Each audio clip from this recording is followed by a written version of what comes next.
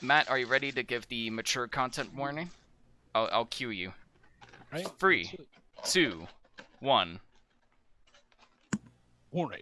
The following content. Fuck. Great. Warning! The following podcast contains mature great. The following language. content. Fuck. That was great warning. The following content. Great. Fuck. No pressure. Okay. Yeah. Let's try this again. All right. 3, 2, 1. Yeah. Warning. The following content contains mature language and... Oh, fuck. I can't do this. I'm All right. sorry. No, that's all right. Okay, I'll someone do else it. I'll do it. I can't do it. I'm sorry. Warning. The following podcast contains mature subject matter and immature language. Viewer discretion is strongly advised. Hello, Yeah. everybody. Welcome to our wonderful botched-up intro with a dog barking in the background. I'm here tonight with some lovely people. We've got Matthew Portelli as Caleb the Chopper Forsen.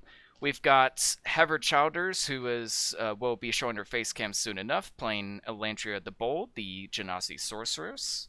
We've got Michael Mason as Marius the Caniff, human rogue, now multi-classed with Artificer, one of the most broken classes out there. And we've also got Jomo Baker as Marjani Ovion, the calm-natured Twilight Domain Cleric. And last but not least, we've got Nathan Shapiro, the coolest guy around, playing not Shaggy this time, but a tiefling barbarian from faraway land who is also a blood hunter. Unfortunately, Jeremy Sterling will not be joining us tonight. He is not feeling well. He's got a lot on his plate, so Guanmila will be here in spirit instead. I feel like of all the characters to be absent and not saying anything, that one makes the most sense. Yeah, because half the time he's That just is true. he's just sniffing something in the background half the time anyways. So, not that he isn't a great character. We love you, Jeremy. Sorry for messing up the intro, boys. No, that's hey, fine. that's a good blooper reel, man. It was last minute, so If the audience is gonna know that there's mature content ahead, that's the best way that they could have possibly found out. I couldn't agree more on that. So, all right. without further ado, let's take it away. DJ, we're recording. Right.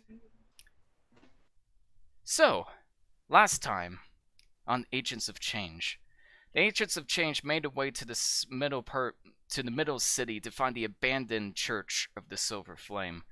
Underneath, led by a tiefling agent known as Luxley Murdoch, they were taken to the Agents of Change for the very first time, where they were interrupted by a strange Russian halfling that had to take away their weapons, and to make matters worse, Luxley Murdoch had to go to his boss's office for presumably bad matters, to say the least. However, another agent by the name of Cassandra, a very lovely elven woman who's a bit on the bitchy side, but she means well, decided to give you all a tour, where you guys left some, let's say, hit and miss first impressions with Guanmila tampering with the food and the quartermaster's equipment, Caleb having terrible dinner manners and getting food all over his beard, and Eagle being a little uncooperative when putting his weapon away. However, they all decided to take you in anyways, and you all took your first rest. But as you were resting, the party was interrupted by a huge surge of water that flooded the whole chamber. But as the party broke away in just the nick of time, they realized this was all just a test. And they met another woman by the name of Zendala, the woman who has now agreed to be their teacher from now on. And the party went to sleep, awaiting the next steps in their training. And that is where we're going to carry it off. Let's throw in some music. Right. And change the scenery a little bit. As you are all enjoying a nice long rest after a rather unexpected last-minute test, your rest abruptly comes to a halt as you are all awoken by a loud and very familiar voice. The dawn awaits us all for another day, so let's not put it to waste. Come now, wake up, let's go. As Zendala has approached you once again. So Marius will wake up. As you awaken, Marius, you look up to find your artificer staring right at you, just kneeling on your bed. My Warforged? Yes. Alright. I have some new ideas. Okay. Before we go, I love ideas. Before we go, can I do a few quick things? Alright, but make it fast. Where's Guanmila? As you see Guanmila just slowly, like, popping out, like a creature from a horror film, claws just hugging the side of the wall, just pouring out, and Sadala just, you can tell she's visibly creeped out, but she's trying not to be. And it's like, I don't understand the purpose of, making these beds if, nobody wants to use them. Guanmila, where are you going? Guanmila! What are the rest of you doing? I'm going to hop off my bed. I'm going to move over to Caleb, and I'm like, Caleb, can I see your axe for a minute? I want to try something. Caleb, you slowly awaken and nearly break the second half of your bed to find Marius standing over you.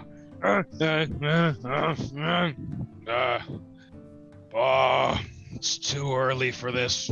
What did you say? Let me see your axe, please. What do you want to do with my axe? Also, please note that your weapons were handed in. All right, you don't have your axe with you. Never mind.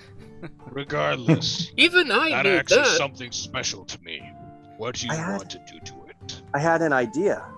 You can't see in the dark without special help, right? No, darkness is challenging for me, but I like it. Right, but I could make it so that you could always, as long as you had your axe with you, be able to see in the darkness. At least to about 10 feet around.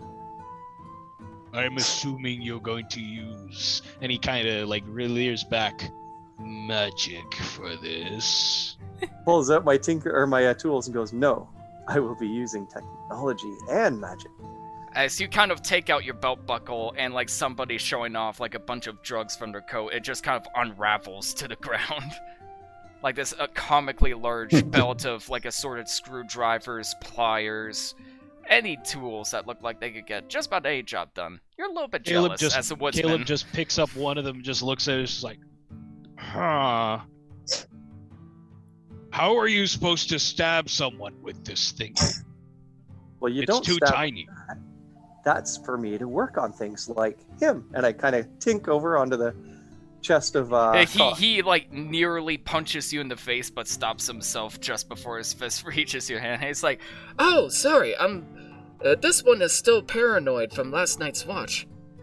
well, that's okay. I was going to be like, I can do the same type of thing to you too, actually. "Oh, look, your other friends have awoken.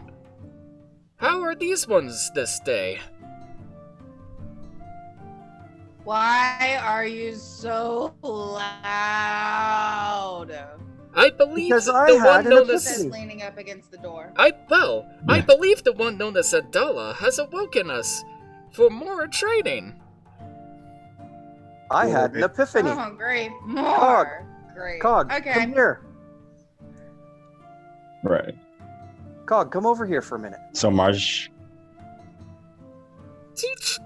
Sorry, you were saying, Marjani?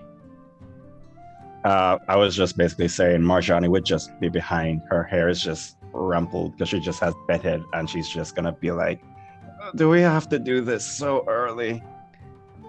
As a matter of fact, you I do! agree with her. Sandala Do just we yells have to off. do this so early? Only bird gets the worm! I start tinkering on Cog's chest, and all of a sudden, it starts to glow in a 5-foot bright radius and 5 feet more of dim light. He just like scratches his chest like a cat, and he's like, "How is this one doing this?" This is part of the whole thing that artificers can do. It's the kind of thing that I want to do to your axe, and I point over to Caleb. Oh, is this like that one's magic? And he points to Marjani. Not exactly. Marjani will look at you and just be like, Fascinating. "Not really." Yeah, and you see Cog just walk off and start like circling around and squatting down and kind of ramming into a wall a couple times, like a cat who just is following a laser dot. Hey, what's wrong with your robot, man? I just gave him a light. The Just light a gets little closer bit. as you lead it in towards the wall.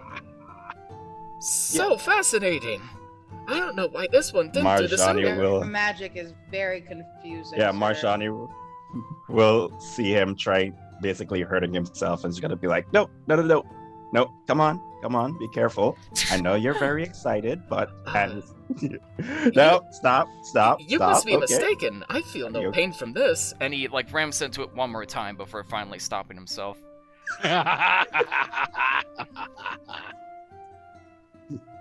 All right. Well, I think we Your ought to get robot's going. Broken, bro. Alright, Isadala Cal leans over and says, "Are you coming to what? Come now." Absolutely. Eggle grumbles and begrudgingly moves. I kind of move over to Eggle, slap him on the shoulder, and say, "Come, brother, it's time to get some blood on our axes." The best thing I've heard all day.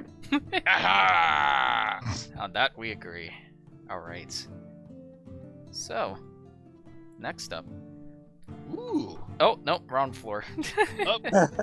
Ding. That's happened before. Back in the elevator. Yeah, ding! Yeah, the Yay, Mass Effect elevator. food! With that, you're all brought up to the cafeteria, only to be greeted by silence on the next 2 floors, given that the other agents are likely still An asleep. elevator and all these nice rooms. Hmm. You can't I even sleep make out the silly last sounds of night, Jack. ruffled cards and tossed chips from the gamblers in the West Playroom, and you find that Also, all of the the dining favorite tables are actually full of assorted plates, dusty mugs, and cutlery, as you can smell some fresh spices and grease coming from the kitchen. Only to hear more commotion coming from the kitchen as you step into the dining hall. Not the same commotion you were hearing before.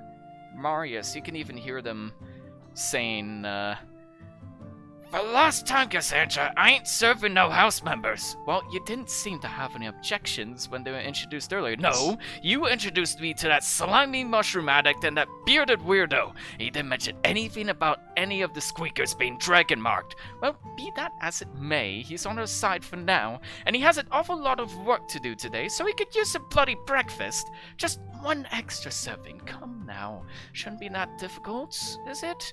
Look, I don't know how the hell you run things with the agents down below, but in my goddamn kitchen, no means no!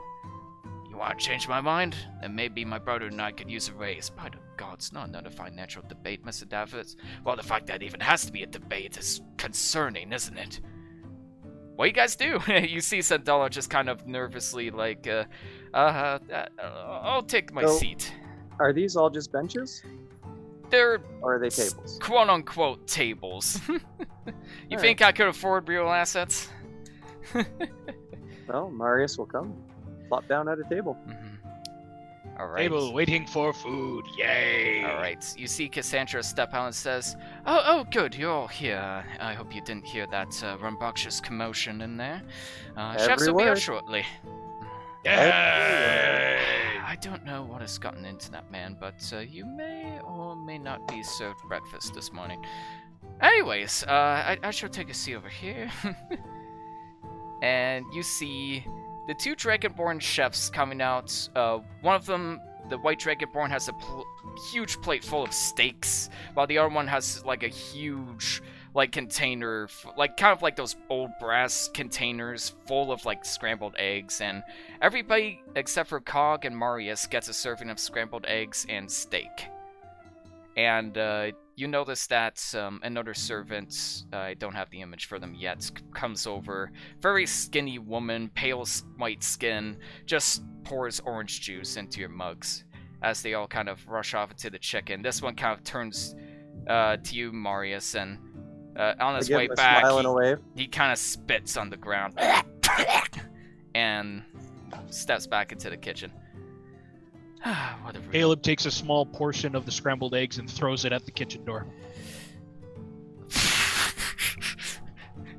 The chef Johnny will look at slowly steps out and just Hey, go- crosses his arms and raises his eyebrows at you. I stand up and say, "That's my friend. You will treat him with respect." I don't know where you're from, friend, but Dragonmark people know nothing about respect. And she's Cassandra just face palms as hard as she possibly can. Now, gentlemen, there is no need for a fight. No. If he has a complaint to make, I'm more than willing to listen. Marius will politely stand. And he looks over to the Dragonborn. Goes, "It is a pleasure to meet you, but it doesn't seem that I'm the one that's giving disrespect right at the moment. I have done nothing at all towards you or the people that are in that kitchen of yours to warrant this type of attitude or disrespect. But thank you." And he sits back. He just kind of looks confused at this surprisingly polite comment, and he says, "Well then,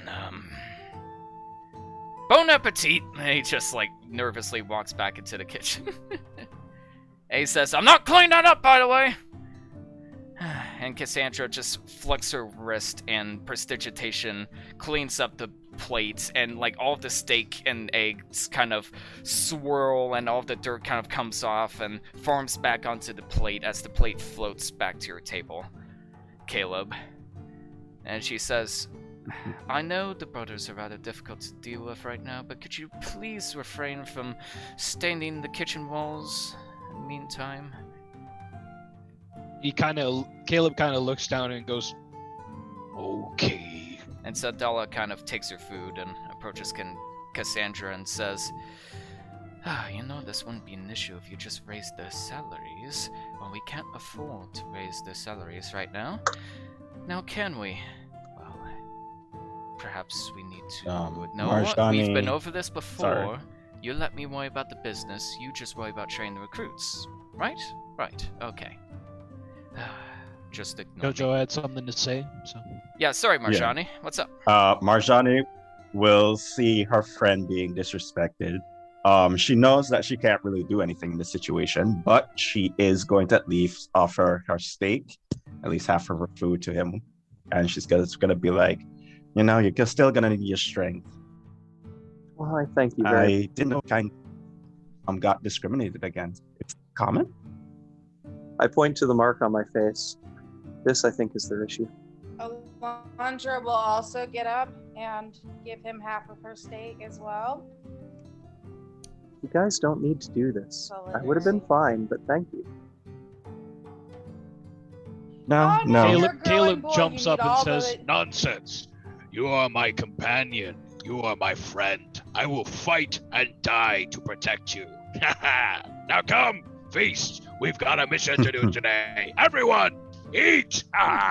And just starts Sadala just gnawing raises on. her glass. It's like, "I'll toast to that." And Cassandra says, "Oh, wasn't expecting some manners from you of all people, Caleb, but no offense."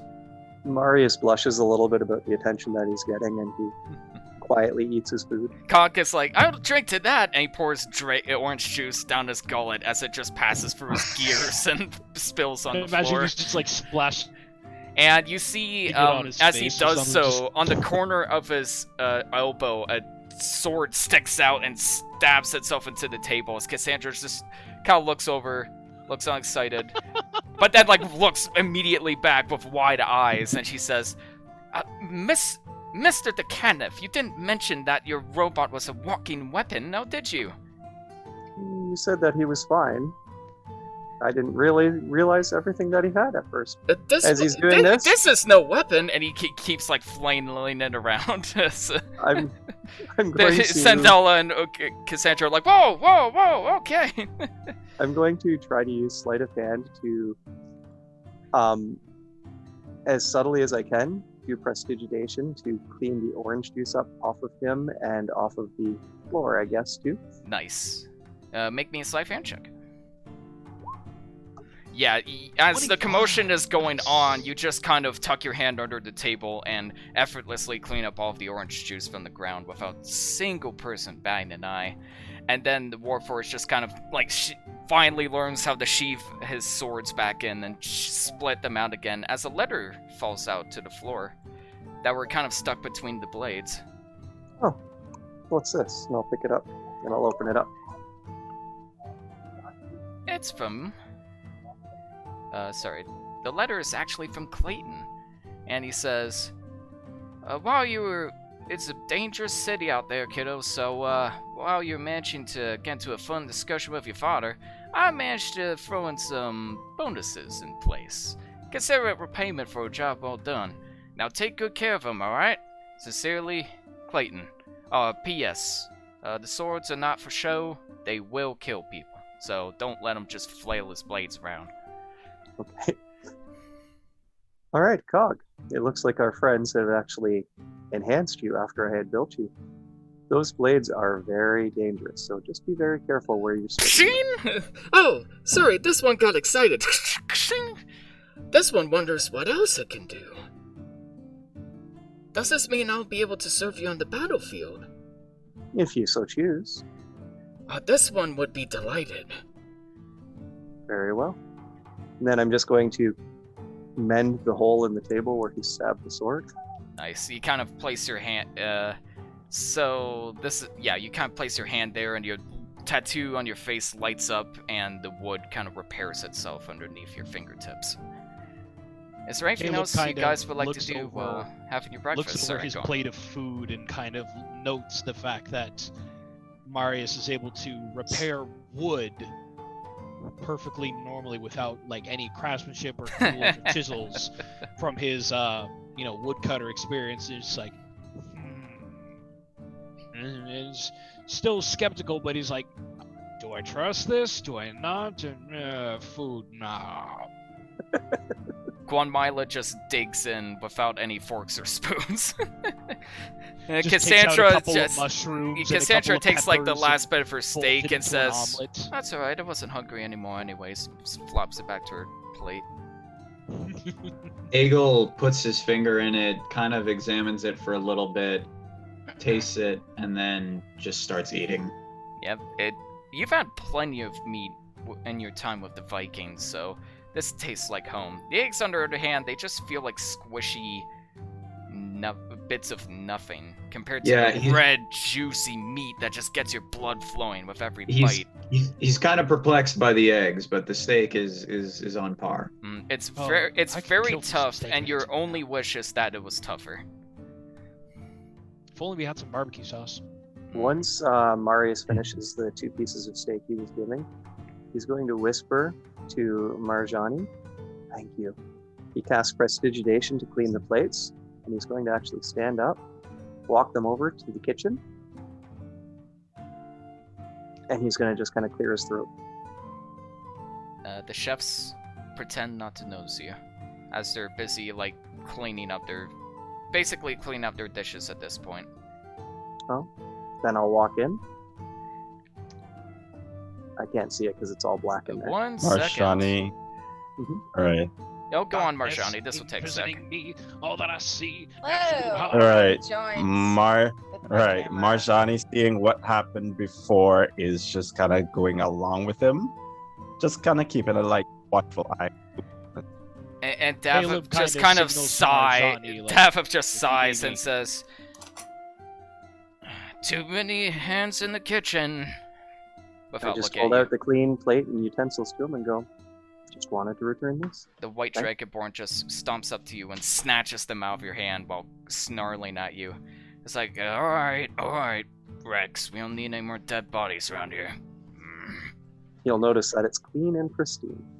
And then Marius will just walk back to his seat. And Marjani, you You kind can of at see, least tell him thank you, as Marjani says, and she just kind of just gives him a look and just comes back. I'll give my thanks to you, I'll give my thanks to you, darling, but don't tell me who to give thanks to next time, alright? We'll see.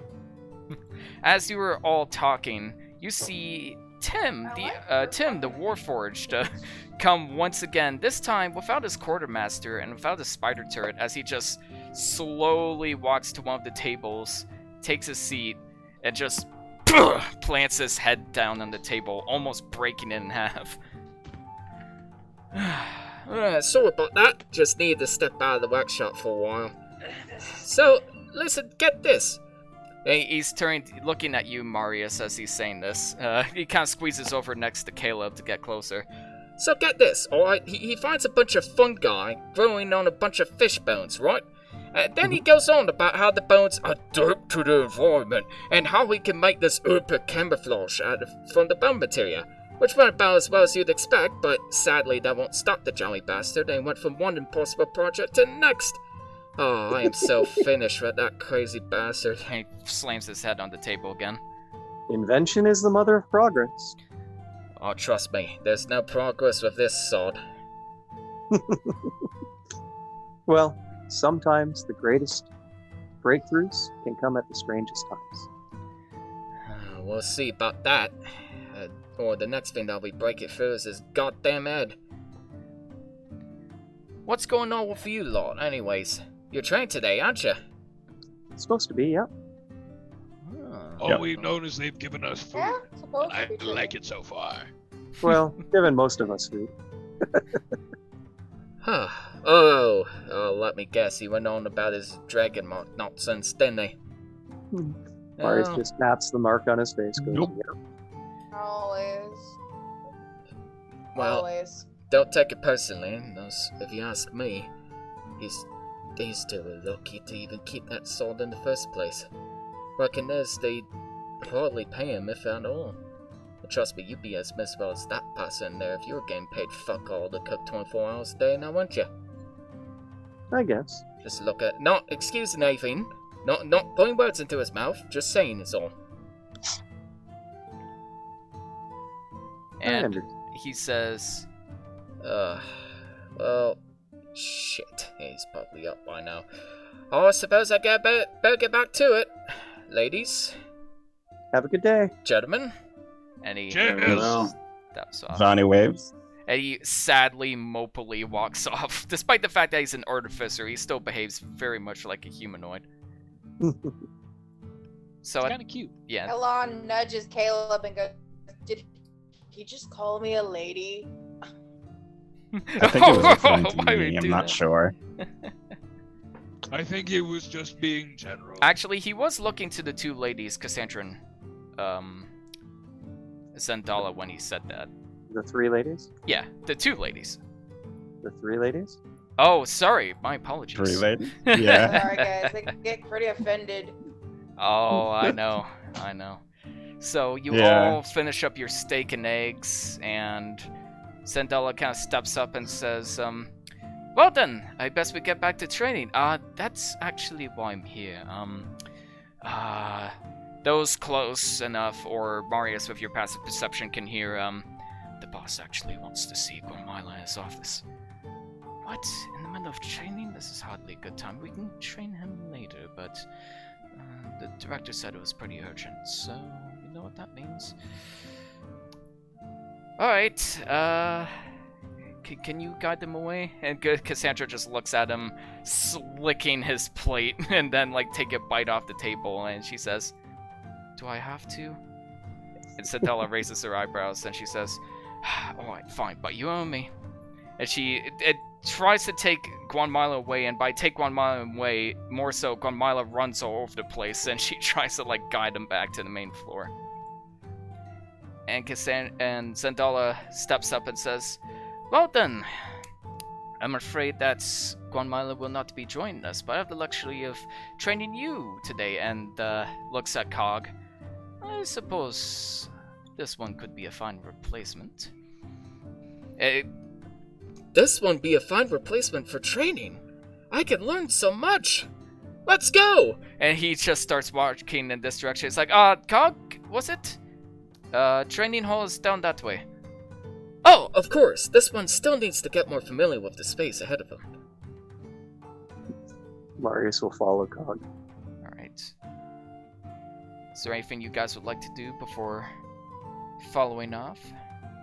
Caleb finishes all his food and everything that he can. Yeah. Get a fill of protein, and let's get ready to go. You scarf it down very fast. Where you Elon see eats Eagle... his- Sorry, go on. Eagle eats the Bagel. plate.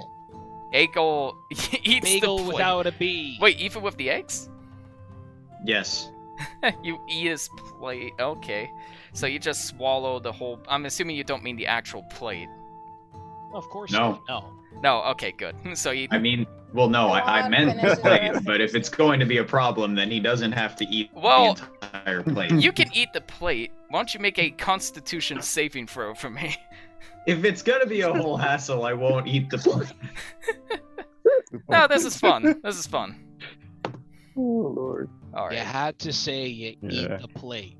Well, we'll Please. say you eat like everything off the plate and you take a chunk off the plate itself and you just take a swallow out of it. It tastes like the fresh bone marrow that comes from fresh prey back at home. And you walk off. I guess it's bone china then. I don't know why they'd be serving us on the fancy fine bone china, but okay. Alright, it's time for the next step to our adventure. So, you head to the second floor, and you are taken down a hall that you have not been through before, as you pass through two towering iron doors into an impossibly vast dome-like space with Great. rusty scrap metal covering all the flooring, the roof, and the walls. As you look way off in the distance, you can make out two smaller hooded individuals standing atop of tall wooden towers placed on complete opposite ends of the chamber. Sandala turns to you all, her voice echoing throughout the entire chamber. Agent Murdoch told us you all have a lot to offer, so let us see what you can do. The two figures raise their hands towards the roof as Sandala nods to each of them, and a misty blue energy emanates from their fingertips, and eventually this energy swallows up the entire chamber. The energy then begins to shift as it molds into a brand new environment. An environment full of trees, assorted tents, and the starry night sky as the echo from your voices begin to fade away, and the hooded figures can no longer be seen. As you all take a gander at your new surroundings, you are at the top end of the map, in case you guys dead are body! wondering. Don't move you guys just yet. You look down to find Zendela kneeling beside a dead body that you haven't seen before. If you are to be one of us, then perhaps you should start by training your tongues to talk your way out of sticky situations. The man lying before you has been murdered, so be aware that any of your fellow campers, and she nods towards the campsite, could be a suspect. So your objective here is rather simple. Find the murderer, and make it fast. As she says that, she takes a seat on a nearby log and whips out a quill and a piece of paper out of her backpack, watching you all very, very carefully as I throw on some new music. Ooh. What do you guys do? I think we should all investigate the body, to be honest. I was going to say the first thing would be to check out the Yeah. body. Yep. Yeah, look for wounds. Alright. Let's all give us a nice investigation, huh? Yeah. So those who want to analyze the body in particular, please make me a medicine check. Medicine I'm check. going to search Investigation pockets in and body and general, see if and there's I'm anything also on gonna it. look at the wounds as well. Alrighty. Nice. So 17 on my original investigation and 18 on mine. My 8 on Eight. medicine. Kwashi, 20 on the medicine check. Alright. So Marjani, you kneel down to the body and you kind of flip it. There's blood spread out across the ground and you flip the body over to find the body of a rich looking dwarf noble with blonde hair, a big blonde bushy beard, and black nobleman's clothes. As you kind of analyze the neck and you notice 3 marks that almost seem like they seem to be in the shape of claw marks, but something's suspicious about them. The marks are far too clean to be that from a beast, so more than likely they're markings caused by a man-made weapon, like a knife or a dagger. You open up the suspect's mouth, you take a closer look, and you notice a very black substance at the tip of their tongue. Poison. You're not sure exactly what kind of poison it is. However, taking a closer look at the body and the pale skin, that was like, and if the body was recently murdered, the body wouldn't be as pale as it was. So you get the impression that the body was perhaps, the person was perhaps murdered by poison So and murdered was by carved up poison, afterwards. carved up afterwards. They've been here a while. Okay. Mm-hmm. There's no like. Question. Yes. Go ahead. Yeah. I have a herbalism kit. Could I use that to see if I could figure out what kind of poison we're dealing with here? Make me a herbalism kit check, if you have that set up. As for the investigation checks, so actually both Caleb and Eagle, of all people, take a look at the Eagle. ground and you, Eagle. Eagle, Oh my. Bro, that's gonna be it's- the next running joke, I swear. It already is. So the both of you, 16. 16. nice. So, Eagle, Eggle. So Eggle and Caleb, No. you've seen plenty of dead bodies in your time, and you know that there would not be this much blood caused by the slit of a throat, so it's more than likely that this blood was thrown on after the fact for some reason. So it looks like they're staging this, right? And Marjani, you use your take out your herbalism kits, kind of take the bit of black markings, stuff it in a vial, shake it around, and you can conduct that this is actually arsenic poisoning, which is known to be very quick and very lethal and very painful way to die, often causing their whole innards, I apologize if I get arsenic wrong, to basically work inside and out. So you feel like you're burning from the inside. So whoever killed this man wanted him to suffer a very quick but very painful death. Since So I didn't Marjani, Symptoms include vomiting, abdominal pain, watery diarrhea that contains blood, and/or vomiting of blood. So yeah, Much Lovely. obliged. yeah, overkill. Okay. since Yeah. since I can't find anything myself on the body, my next step would be to look around and see whether or not there is a decent sized stick that I could use as a club, because we don't have any weapons right now. Make me and we a should just, survival check for me, please.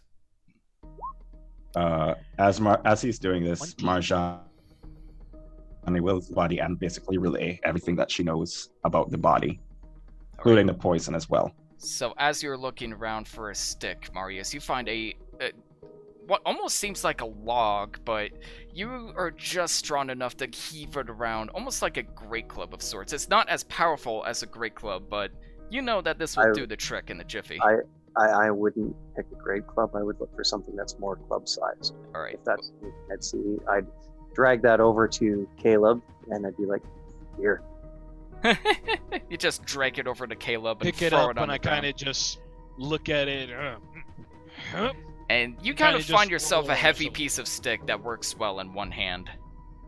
Good enough. Smashy. Smashy, smashy. Nice. And Marshani relays all the information to you all, and you see Zendala just kind of looking up, smirking, and writing down some notes. Okay, so just to recap, we know that this person was poisoned. The body was set up. And And- mutilated. Sorry? And mutilated. And mutilated. And mutilated. Now we said that it was claw marks, but didn't look like animalistic, looked like human-made, like a dagger, a knife, or a man-made weapon. So most likely we're looking for someone who has access to a long, sharp, spiky weapon and access to poison. Can I check for like any trace of person or weapon? My guess would be possibly a doctor, an apothecary, or maybe some kind of. Make me either a history or investigation check, please. Whichever is higher. Or is They're that both- for they're- him or they're for both- me? For Eggle. Okay. They're both the same. Nice. 19. Very So, nice. judging by the higher end clothing and your knowledge of dwarven history, dwarves aren't exactly known for their etiquette, and only the highest members of their society tend to wear clothing of this caliber. So you understand that this must either be a very wealthy person, but more likely a nobleman, or maybe even a king. of I'd sorts. like to do a history check on that because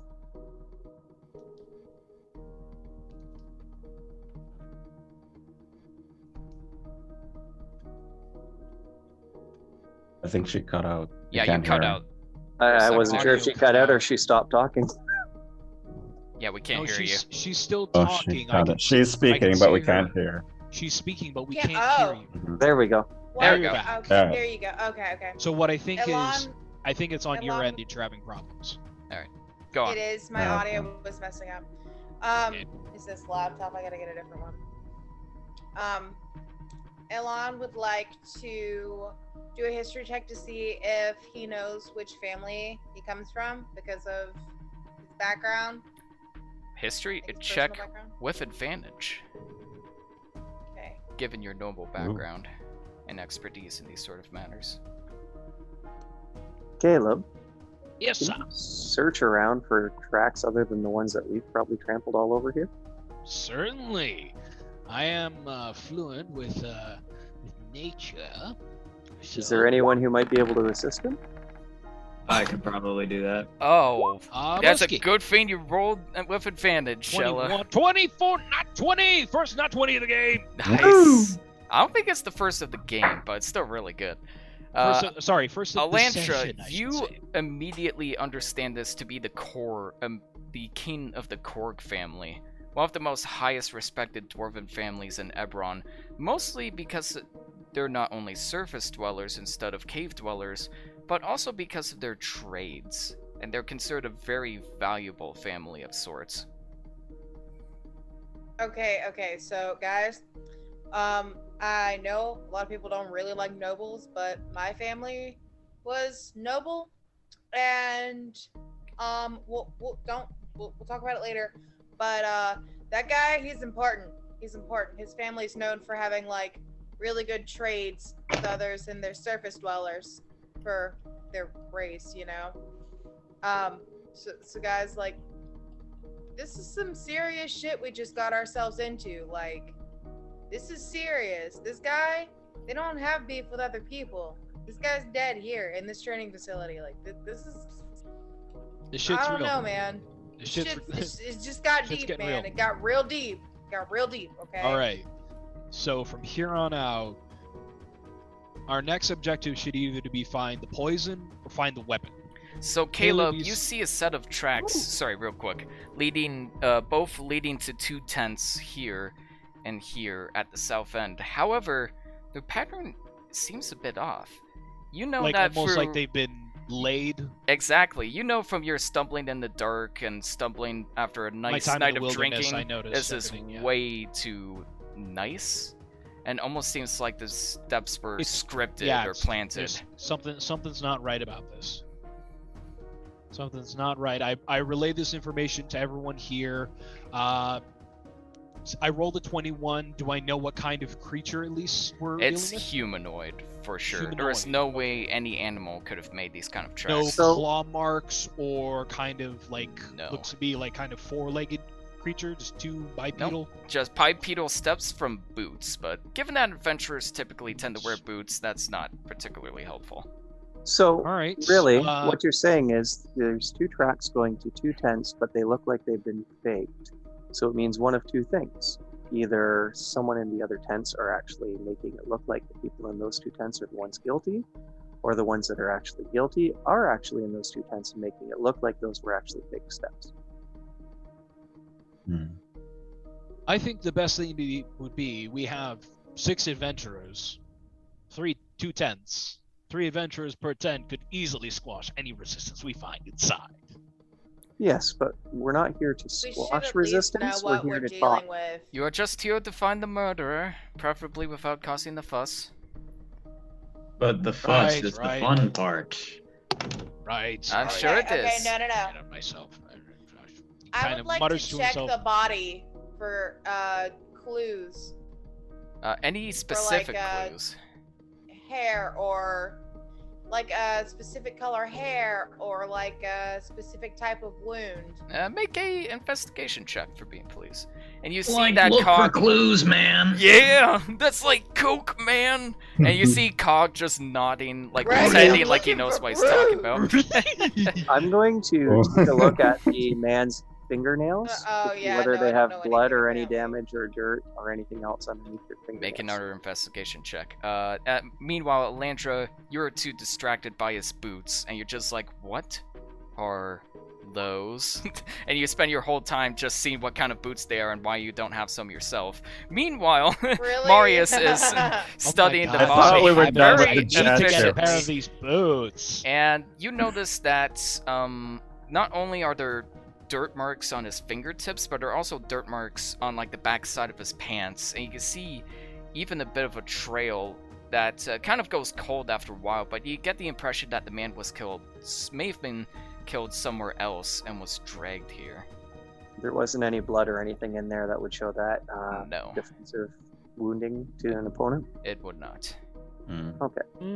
Okay. You get the impression, you see no external wounds outside from the slices on the neck. No, Would as I I'm notice saying, dirt on the back of the boots then? what I'm saying is more wounding of him clawing at the attacker or fighting back. No, it doesn't seem like there are any resistance. Okay. I'm guessing by the time, so maybe it's a situation where they probably gave him, he ingested the poison, he didn't know what was happening, and they tried to, like, finish it off with the 3 claw marks. Yeah. I actually agree Mhm. with this. And then they probably Those killed him in another boots. place and then dragged his body here, placed the extra blood on top of that, and staged this more here. So I Yeah. think we've at least like Uh, established kind of what's happened here. We should maybe look for more clues inside the camp. Caleb, the detective. I pull out a I'd like to roll vial stealth. and I'm going to scrape Go some for it. black. If you want to sneak in and do some reconnaissance, see if you can find any traces of said poison or any sort of distinct weapon that could create that 3 like prongs. Are we While they're we doing talking that, we talking like Wolverine slash kind of thing? Yeah, I'm going to take a but vial. the fact that it's not caused by a creature gives you the impression that this was caused by some sort of man-made weapon. But it is in the shape Okay. of like a Wolverine claw mark. Okay, before you roll stealth, right, I am going to give With- you some guidance. Nice. I'm going to scrape some of Nice. that arsenic off of his tongue into a vial. So I roll that with advantage, right? Go for You it. add, You yeah. add 1d4 to your 4, check. So yeah. you see Marjani, your eyes kind of turn purple, and you pull out from seemingly thin air like a bunch of stars, and you kind of sprinkle the stars all over Elandria. And I'm not sure if that's the image I used for the guidance in last session, but it's the image I'm using now. And That's fine, she yeah. is just covered in this thin purple veil, and you feel even more stealthy in your step than before, Elandria. So go ahead and add a d4 to your following stealth check. And after I've actually This, scraped the vial, And then 16. roll a d4. Go No, for yeah. it, Marius. Oh, yeah. Oh yes. You right. take After some of I've the s- poison and put it in your vial, and add a I d4. say to everyone, Yeah. I say, evidence of what really happened to him. And I put that into a pocket. Yeah, that's actually pretty smart. So we can, like, compare if we find anything that looks like poison. Nice. Sandala just Free. yells out, excellent idea, always store your evidence. And where would you like to sneak to, Elandria? Which tent in particular?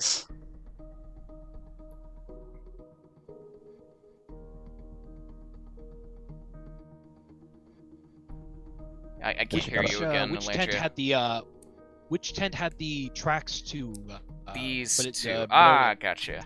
So I can't speak English. I am sorry. As you were kind of like, which tent was it? Elandria suddenly disappears Just into whoosh, the I was night. like, oh, okay. And you sneak out to this tent, Elandria, and at this point, I would like you to make an investigation check as you approach the tent. No one seems to notice you as of yet, despite the fact that there is a lit campfire around here. Okay, Have we because seen in- anybody else, like any other members in the camp in here yet? Not yet. You presume Because- they're in their tents. Go on, Elandria. because Elandra was a guard with investigation in this sense, wouldn't she know more about it? You know what? That's fair.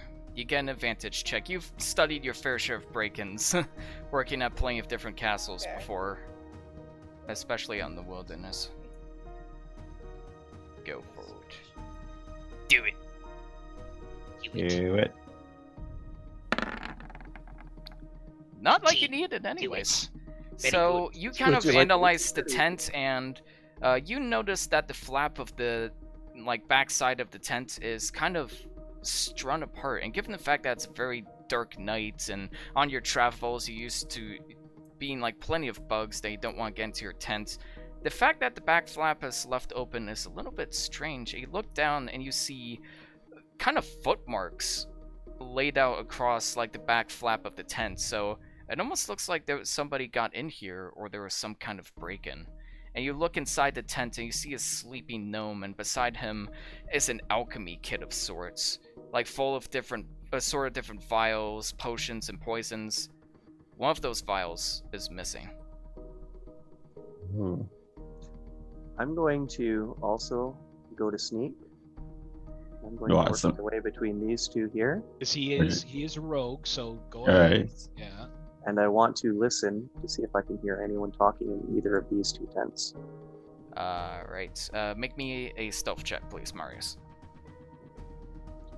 And Ian, could you put a token or a marker on this tent here, so we know that we found that the missing vial in this in this thing? Yep, no problem. Let me, Thank you.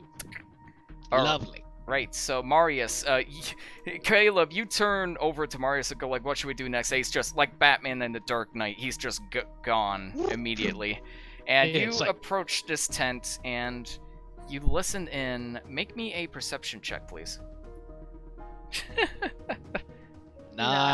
Nice.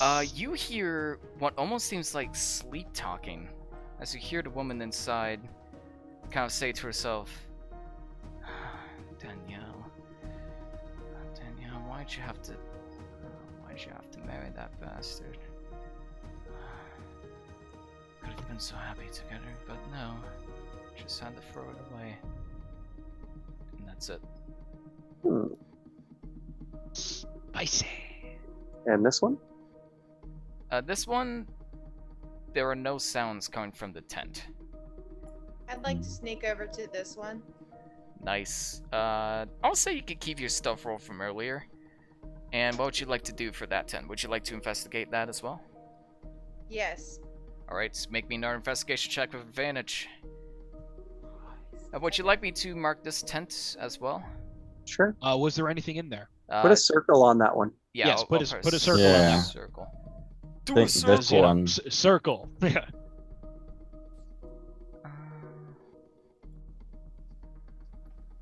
I'll do So a this square. this one has the gnome. This one This one has has the gnome that had Woman. the That missing had a vial. woman. It's a missing vial. We don't know that it's poison. We just know that it's missing. Yeah. Confident from earlier, you search the Ooh. tent and you find no weaknesses or no anomalies on the tent whatsoever. In fact, you almost alert whoever it is that's inside, but you kind of back away before she can notice you. Just in the nick of time. Whoosh. I will move to. But I did this- find something out. Someone's awake in there. So there's somebody in there. Yep. Marius, you sneaky boy, why don't you have a look in there, see if somebody else is in there, and Elandra, maybe go investigate this one here. Well, I don't know what's happening with her down here right now. True, that's metagaming. You're right. Yeah, no I would metagaming. maneuver to this tent No here. metagaming. Can you put a Z on Can I see this him tent there? here? Yes. And I'll put it on that one there too, because there's also no one in there. Sorry, you were saying, Elandra? Can I see Marius from here? Make a You perception just- check. You gotta beat a stealth. 25? Which is a nat 20 at that Yeah, point. if she rolls a nat Oh. 20, she'll succeed. Make me a perception well. check. Uh-oh. Uh-oh. Uh-oh. Yeah, What? don't mind the weird colored patterns. It's okay. Weird color patterns? What? Yeah, don't worry about that. So Aw. you're looking for him, kind of squinting your eyes past the campfire, and you do not see him. He is sneaking too well. Super sneak.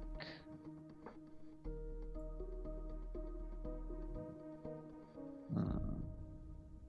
Can I hear inside of this tent, maybe then? Make me a perception check. Excuse me. It's okay. Caleb and Egil, the detectives. Nothing. Something I found Well, I'd to never be say. fair, barbarians go on raids all the time. We know how to. We know how to know what's going on. We know how to infiltrate. We know how to Action. destroy everything. You listen in, and you don't hear any voices. However, you do hear some jangling noises. And given your paranoid nature on your travels back to the city of Eberron, the city of Sharn, you understand these to be noises of weaponry, like smaller weaponry, kind of clanging against each other. But you hear no voices. Clink, clink. These are guards. Marius Okay, is I'd going like to return sneak here. Back to up here to let people know what I found. Alrighty, so Landra and Marius appear out of nowhere. And Cog almost instinctually punches Marius in the face, but just grazes him. Oh, this one is back already. God, stop doing that. Force of habit. This one will do its best to stop itself. So, in these two tents, it just sounds like there's nothing going on. This tent, there was a lady talking about a Danielle and about marrying a man. I'm wondering if perhaps the man she's talking about is our victim here, and whether or not Danielle has motive for killing said man to be with Danielle. That's right. If this woman killed the man in jealousy over Danielle. So a crime of passion. Interesting. Interesting. Possibly. Okay, so. Mhm. In What do you this see? tent over here, there is an apothecary, and one of the poisoned vials is missing. Something he would use to make something else is missing. In this But we tent don't know here, the fact that it's specifically arsenic we don't poison, know correct? that it's poison, but Yes. we do Yeah. know that that's the only place to get chemicals as far as we know at this point in time. True. Yes. True. Okay. True. In the tent to its right, I heard a bunch of small arms in there, and it would make sense for that to be the tent where the dwarven guards might be staying, Okay. or a small force of So- guards. On our recon, we didn't see any guards or anyone out at the campfire, did No, we? you did not. Nah. They all seem to be in their tents. So we still haven't been noticed, which gives us a better advantage as well. So And then over in this tent, there's someone awake. there's someone awake. Okay. There's someone awake over here. A woman is awake. Does anybody else have any theories or suggestions, or should we make an assumption and pursue perhaps what we assume to be our suspect? Mm. Right now, the biggest suspect would be the guy with the apothecary, but I'm Really? also guessing that it could always be a case where somebody stole it from him. That's and what I was basically going use to it. say. All right. That could also And be the case as well. Yeah, We also guessing haven't- from We also haven't found the weapon as well. that is true. I'm going And- to follow the movements to where the drag marks were of this body, to where it looks like he had originally fallen. Make me a survival check, please. I thought I had found it once already because of You the- found part of it already. Okay. But you haven't found the original source. You haven't so found the find original that. source, which is going to be a bit more difficult to find. Can I join in on this? Yeah, I so would also like to join in. since you're getting help from two other people as you're kind of both scanning the ground, and Caleb, you're kind of using your axe to like cut away some of the larger blades of grass, you get advantage, Marius. Are we rolling survival? Yeah, Marius just gets the help action, so he gets advantage. So you can roll Okay, so I once get a more. normal. So I don't get anything, but there was a third person 15. checking as well. Right.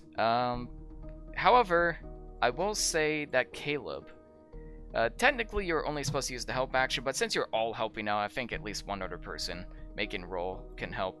You see the drag marks. Let me see if I could draw a pattern here with a different color. See that the drag marks kind of stopped around here, but you see other drag marks coming from this direction. And that's about all the tracks. That's about all Yeah. the drag marks you can make out in this environment. It is also a bit dark. You don't need dark vision per se, but making out some of the smaller details away from the campfire is a bit tough. Over We there. haven't seen I anything have about dark vision, so Yeah, so yeah, make an investigation check as there it is. Sorry, make a survival check as well. Okay. Elandra, Can I do that as well? Because Yeah. I have dark vision. go for it. Anyone who's over by If you can try Cog to as beat well 15 can or see so. because he's lit up like a Christmas tree. Yeah. I forgot that was still a thing. What kind of check again? Survival? Ooh, survival. That was a natural 20. Elandra, you see precisely where this leads. Well, Marjani, you're having a bit of trouble. You see precisely where the drag marks lead. You follow the line around, kind of passing through the tree, right around the rock. And the drag marks stop. This rock? Yeah, drag marks stop around here. okay. I rolled a nat 20, so what did I see? That is That's exactly what you saw, what I just mentioned. Good, good, good. So rock. Mm-hmm. Interesting. And you get the impression the suspect likely died around here. Died somewhere in and around the rock. Okay. Let's investigate the area around the rock. I'm gonna say to Caleb and Eggle to check for tracks and see if they go to any of the other tents. And I'm going to investigate the area. Does anyone else have training in investigation? Caleb and Egel, if I've you're both plugged doing some this, survival. whoever has the higher check can roll with advantage. So I think Egel has a higher investigation check. So since you're giving Yeah, him the he help has action, 2. I have 1. So Yeah, I'll so- just make a normal roll. Nathan, make another roll and take the highest value of that. you got it. Yeah. But those are some pretty good rolls. All right. Make me another roll. Is Yeah. it So supposed to be 16, but 19 is the highest. 19's, yeah. Is it- Uh, Is it supposed to be survival checks? Because I said for them to look for tracks. It is a survival check, so we'll say.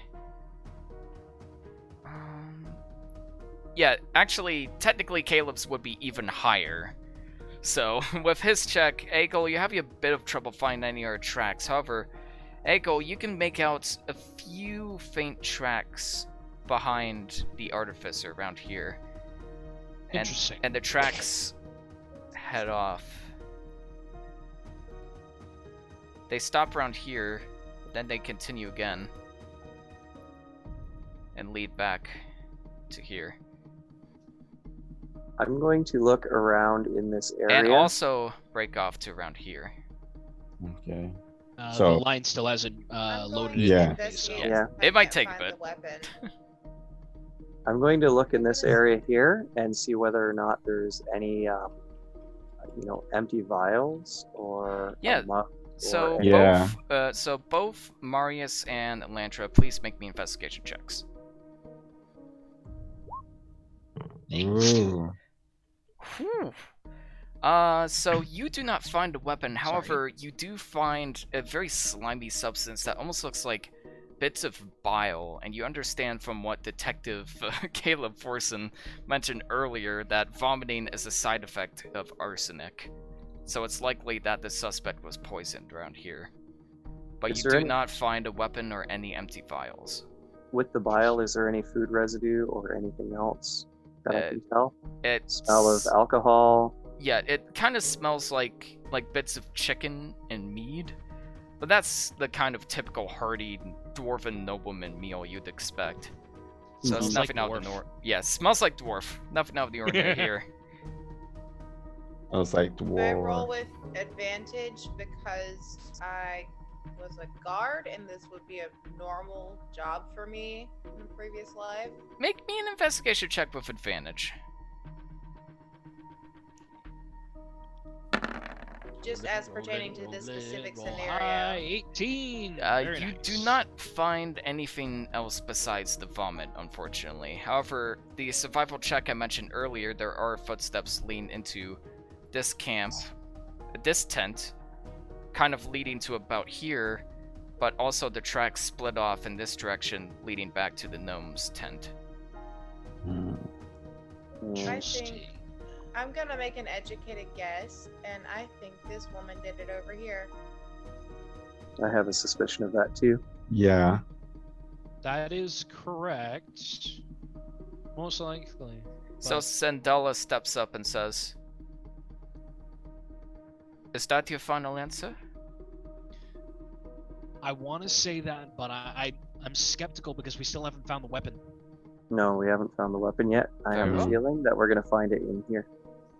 So I'd say that's where we should go next and where we should look. We should Go look inside there. that tent there. Both of our stealth experts look in there, and if not, I Noted. will give some guidance as they're gonna do that. So extra guidance. So who are you giving the guidance to? It's concentration, so you can only use it on one person.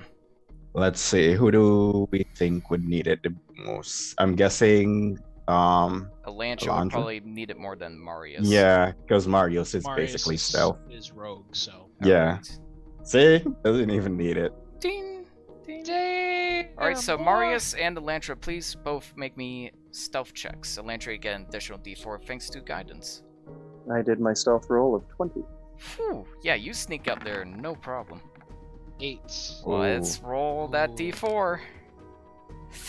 Ah. So Elantra, 9. you approach, hang on, the tent, and it seems like you're almost about to get there, no problem, but as soon as you get to his tent, you step on a stick, and it makes a very noticeable loud crack, and you hear whoever's inside just begin to rustle around and, and I'm gonna move. quickly hide back behind a tree. Alrighty. Quick, you've been spotted. What do you do, Elantra? Gonna. I'll let you make one more stealth check to attempt to hide if you want. Yeah, I'd like to try and hide. Alright, That stealth roll. make it we a still stealth got- roll. This still got time the, without guidance, because that only applies to one Okay. check. You're good. You got this. Come on, you can do this. Kobe! Come on.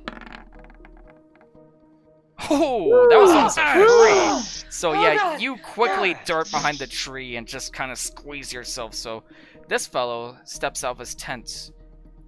Another dwarven man, with very fine clothes, not unlike the That is victim you saw before. A very illustrious brown beard, brown curly hair, a large pale cape behind him. He kind of steps up with huge bags under his eyes and says,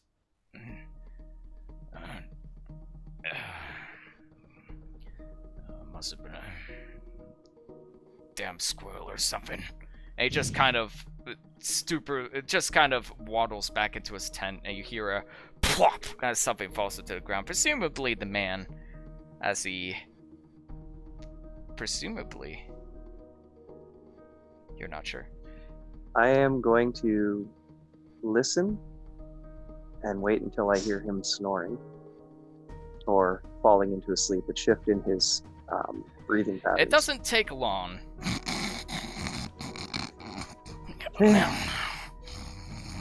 I'm going to use. Oh, we don't have any weapons, so I can't really use a dagger to cut it open. I would have some stuff. There is a probably in my- back flap to each tent. All right. And as you approach the back flap, you notice that this back flap has been tampered with as well. You All see right. steps. You kind of see footprints leading up to the back end, which is very strange, given that you'd think a dwarf in this kind of stupor would just use the front entrance. All right. I'm going to use sleight of hand to try to open up that back flap, Go ahead. look inside, and see if there's any weapons there. Go for it. Is this an sleight of hand first, Sleight of hand. and then investigation? Investigation. You effortlessly in one motion peek open the. You effortlessly in one motion flip open the flap to see something you never want to see in your entire life. Dwarven ass just hanging out as his pants are just on the floor. And that grosses you out so much that you just close the flap and investigate no further. All right. I'm going to motion to my co-conspirator, and we're going to sneak back up over to here. Nice. When I go by, actually, I'm going to just take a peek. Does this flap look like it's been tampered with as well? Make an investigation Yeah, I check was gonna do that. with advantage for Landra. You can roll normally, Marius. Oh, Oh! But Marius did not have advantage. well, no, I thought you were saying to roll for advantage because she was checking too. I Yeah, thought she was- Alandra has advantage. Yeah. Okay. Actually, technically this would be Nat the help 20 to the action. ether. Actually, technically this would be the help action, so you got a point. I'll allow it. Yeah. So you see that this one has not been tampered with in any way. And in fact, looks like it's in pretty good condition. Okay. Both of I'll them. move I'd back like up to there. investigate what's inside the tent since I also rolled investigation. Alrighty, so you kind of slowly peek open the back flap. I am going to need another investigation check. With advantage.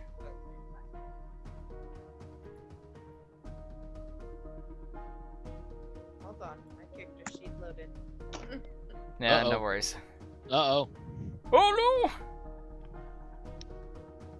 Uh-oh, there's a new character token. It's never a good sign. Oof. no! You Oh. see the woman inside the tent. A tall, blonde woman with a set of leather armor and a short sword stacked away on her side as she sleeps. And beside her is a rather rugged-looking dog. Very tall, very skinny, deep in slumber. You don't really notice much else in the room besides like a chest and very basic supplies. Her knife, does it have blood on it? It does not seem to have any blood on it. Okay. I'm going to assume that's Diana. Danielle. Danielle. Danielle. That's alright, easy mix up. Right. Okay. Guys, it's all circumstantial, but there's a hot blonde chick in that tent right here. And there's And- a dead to the world dwarf guy in this tent over here. I really do suspect that it is this woman here. What she has It's always done the was she's left her tent. She's come down. She stole a dagger from the sleeping dwarf in this tent. She came by here. She stole the arsenic in this tent. She made the deliberate traps. Oh, sorry, she poisoned the individual. She came. She dragged his body from over here up to where it is now. Made deliberate traps to this tent.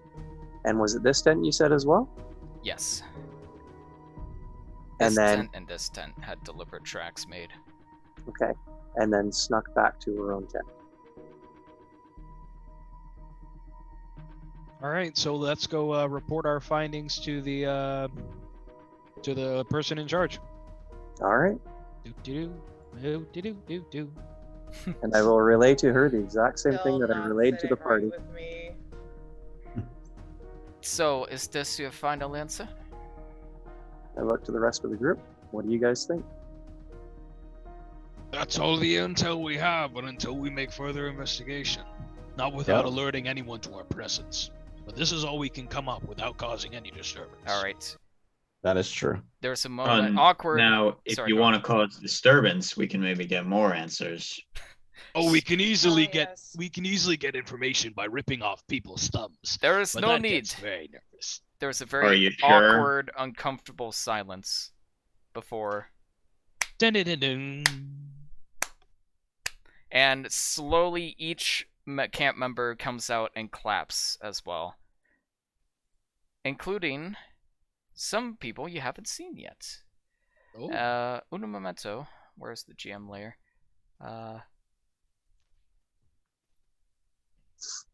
So there is this woman, a very beautiful air genasi with long, illustrious blue, teal hair, tattoos all across her body, and a very fancy noblewoman's dress, along with a peculiar-looking gnome fellow with kind of like the engineer's, I don't know what you'd call it, thing that goes under chest.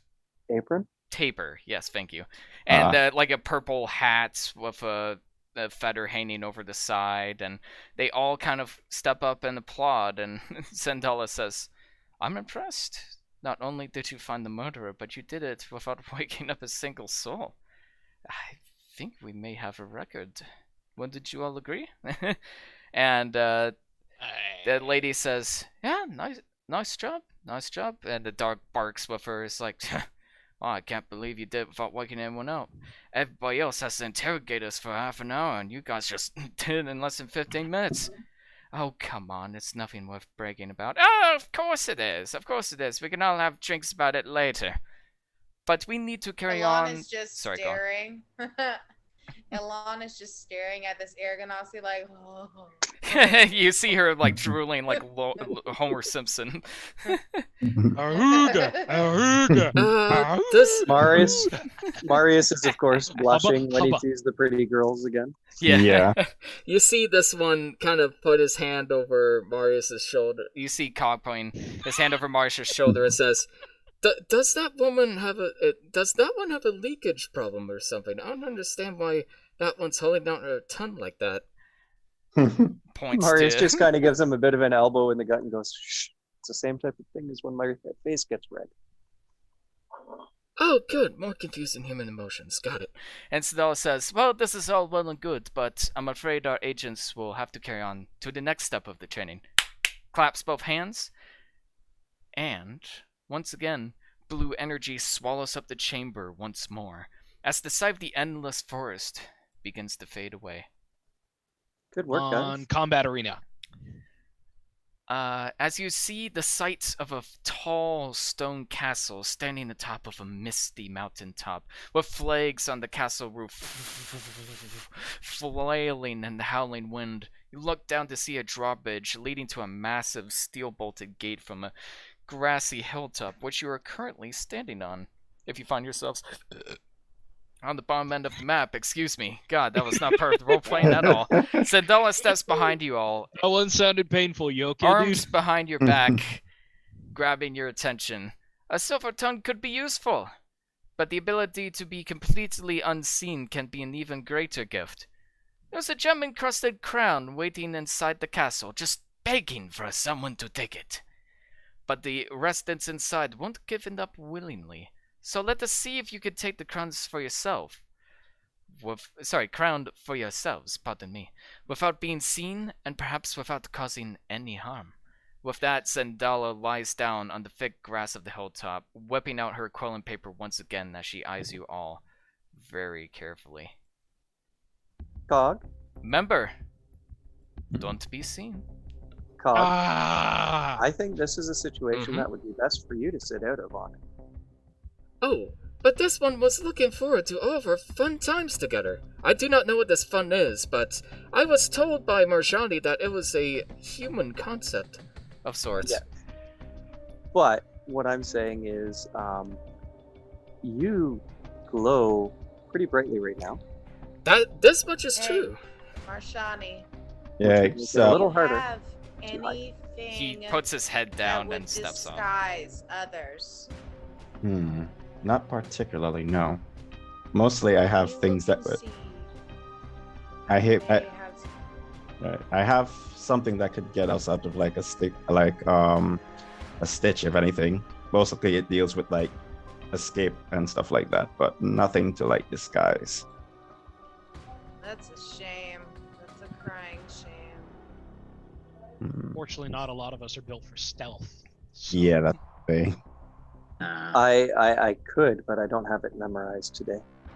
it's okay. Could I possibly sneak in and use my mage hand to get the crown? We don't even know where it is. All we know is that we have this area that leads up to this drawbridge leading into a castle. Yeah. Now, for my time playing Resident Evil 8, unless there's a giant lady with even bigger giant mummy milkers in there, I'm not tempted to rush in there anytime soon. Okay. Yeah, Ian? there. Ian, Yes. just to let you know, you have the GM layer showing on the Twitch screen. Oh, I know. Okay, Yeah. I didn't know if you had known that or not. I Yeah, I just know. noticed it. It's Okay. a necessary evil. Yeah, Okay. Marshani will look back and says, "Actually, I do still have that sleep spell prepared. Maybe it will come in useful if if one of you get caught or anything like that. Maybe." Possibly. Protection. Okay. All right. So looks like our stealthy characters, Landra and Marius, you guys take points. Where we can, we'll move up. But We'll stand guard, I guess. So Yeah. I do if you have a guys get in question. trouble, we'll rush in. I'm listening. This wall, how high is it? It stands about, almost looks like a couple 100 feet tall, but there is a bit of mist covering up the top end of the castle, so it's hard to know for sure. 100 feet. Wait, About a couple Marius. 100 feet tall. Holy cow. Damn. And what Marius. is this down here? Yes? what if I create a distraction with my fire? That is just for And fire aesthetics. shoots That him thing. out of his mouth. Oh, or out okay. of her hand. So, question. What is Marius's climbing speed? Marius does not have a climbing speed. Right, because I was saying that I have the jump spell as well. It's more of an innate thing. So, Because I can get to a window, I can set a fire. Well, the thing is, though, that would get us noticed, so to speak. Not necessarily, not if I do it in such a way that is feasible. Like next to a light or a curtain where Okay, it's next to the window where the sun is on. all right. Is this all open sky down here? Yeah, down below it's just like open sky, so you assume that it's maybe just unfinished landscape, because you look down, it's just pure white, and no ground looks pure white. Okay. The doorway, is it open or closed? It is closed, but it looks like someone's drawn. There's like something behind the light peering through the crack, so it's not tightly sealed. So someone strong enough could push it open, Dark Souls style. All right. Well, it turns to Eggle and Caleb and goes, you guys are the muscle. Do you want to try to open the doors? I don't think I would have the strength to do it myself. Let's see why not. Let's do it as quietly as possible. I would agree. So I kind of looked at Egel and kind of motion. Let's go. All right, since you're getting help with this, Caleb, roll athletics with advantage.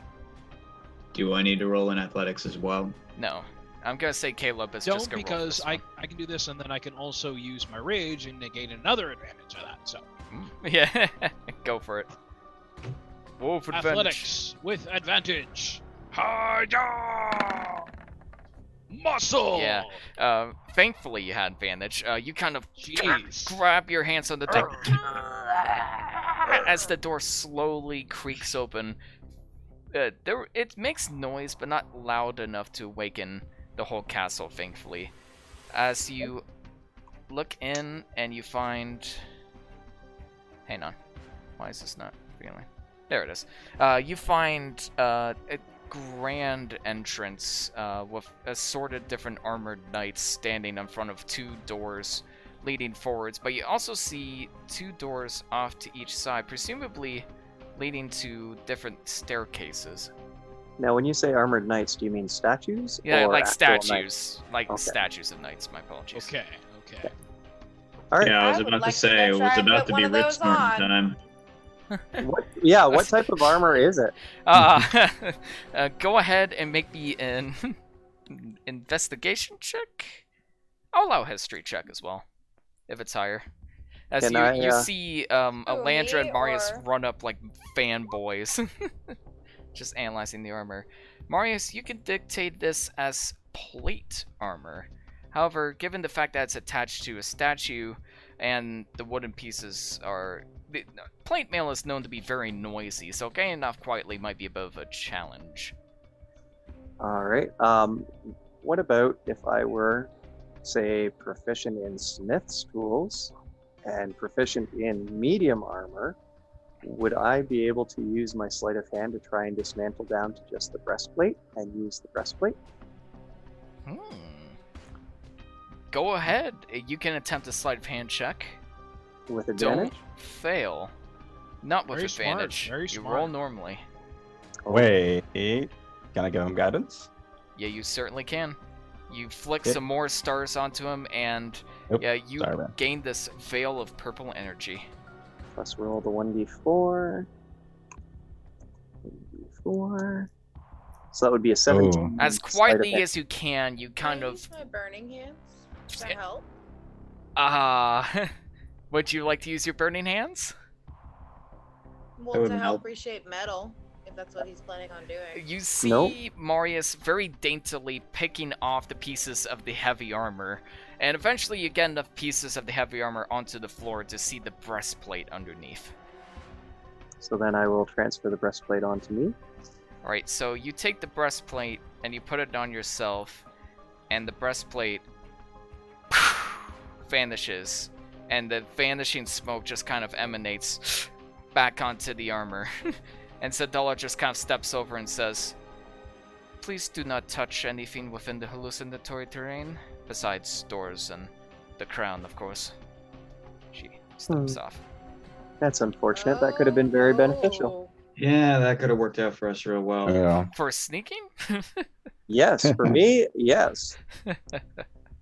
It's a straight up roll. It's not a disadvantage with Yeah. breastplate. Technically, the rules of hallucinatory terrain is that if you touch anything within it, it vanishes, but I'm making exceptions for like doors or physical objects you need to interact with, etc. So is this a doorway here? Yes, it is. There's also a door right over here. All right. So I guess it's stealth time. Where would you like to go? Well, the first thing is going to be I want to go over to this door here. Mhm. But I'm going to be stealthy about it, so I should roll stealth. Go for it. Make me a stealth check. Alright, Decent. you kind of get down on all fours and watch your steps. You're trying to be as quietly as you can. Nobody seems to notice you as of yet. Okay. I'm going to check to see if this door is A, trapped, and B, locked. Investigation check, please. As you begin kind of scanning the door and darting around, you don't notice. You kind of jangle the lock, and you notice that it's not locked, thankfully. But you don't seem to notice any traps on it either. It just looks like a regular door for the most part. However, it is a little tough to see in here compared to Okay. outside.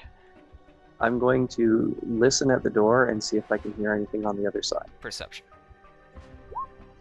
Nice. You hear assorted snoring and what almost sounds like the rustling of blankets and people tossing around. So you assume that there's a group of people sleeping in here. Most likely guards. Okay. And Are you doing also any- with the dirty 20 for the perception, you hear coming past this door in this direction and this direction. I didn't see where they were flashing because it's all blacked out up there. Oh, So you're sorry. talking So about basically, double doors? past the door up here. Yes. Okay. Past All through right. there. I'm Well, gonna at least- wave. At least that narrows it down to one door. I'm gonna wave to you guys to come over here. And I'm gonna check this door. All right. The door is. This is an easy one. This door is not trapped, and you can peer through it, and you see that it is a staircase leading to a second floor. Boy, Up to the stairs. second floor. Onto the second floor, he says. Well, let's go. So, boys. So you pass through the staircase leading upwards to a very luxurious looking hall with a grand set of stairs and assorted stalagmites and pillars all around you. There is this stairway up leads to not an entrance but another hallway in this direction. And there are also two doors, one here and one over here. And I'm are going these to go windows? investigate this door over here. Alright, go ahead and make me an investigation check. And perception check if you don't mind. Those are Are these- just like stained glass windows. Okay. Cosmetic. If she's moving to that one, I will move over to this one Right. and do the same thing. Investigation and perception, please. Because I'm assuming you want to listen in as well. Yep. So for both of you, Muscle just waits. nice. Yes. You, Oh. Elandra, you don't hear anything inside. Sounds dead. And you both checked the doors, and both doors seem to be alright. However, the door leading into here is locked, but this door is actually unlocked.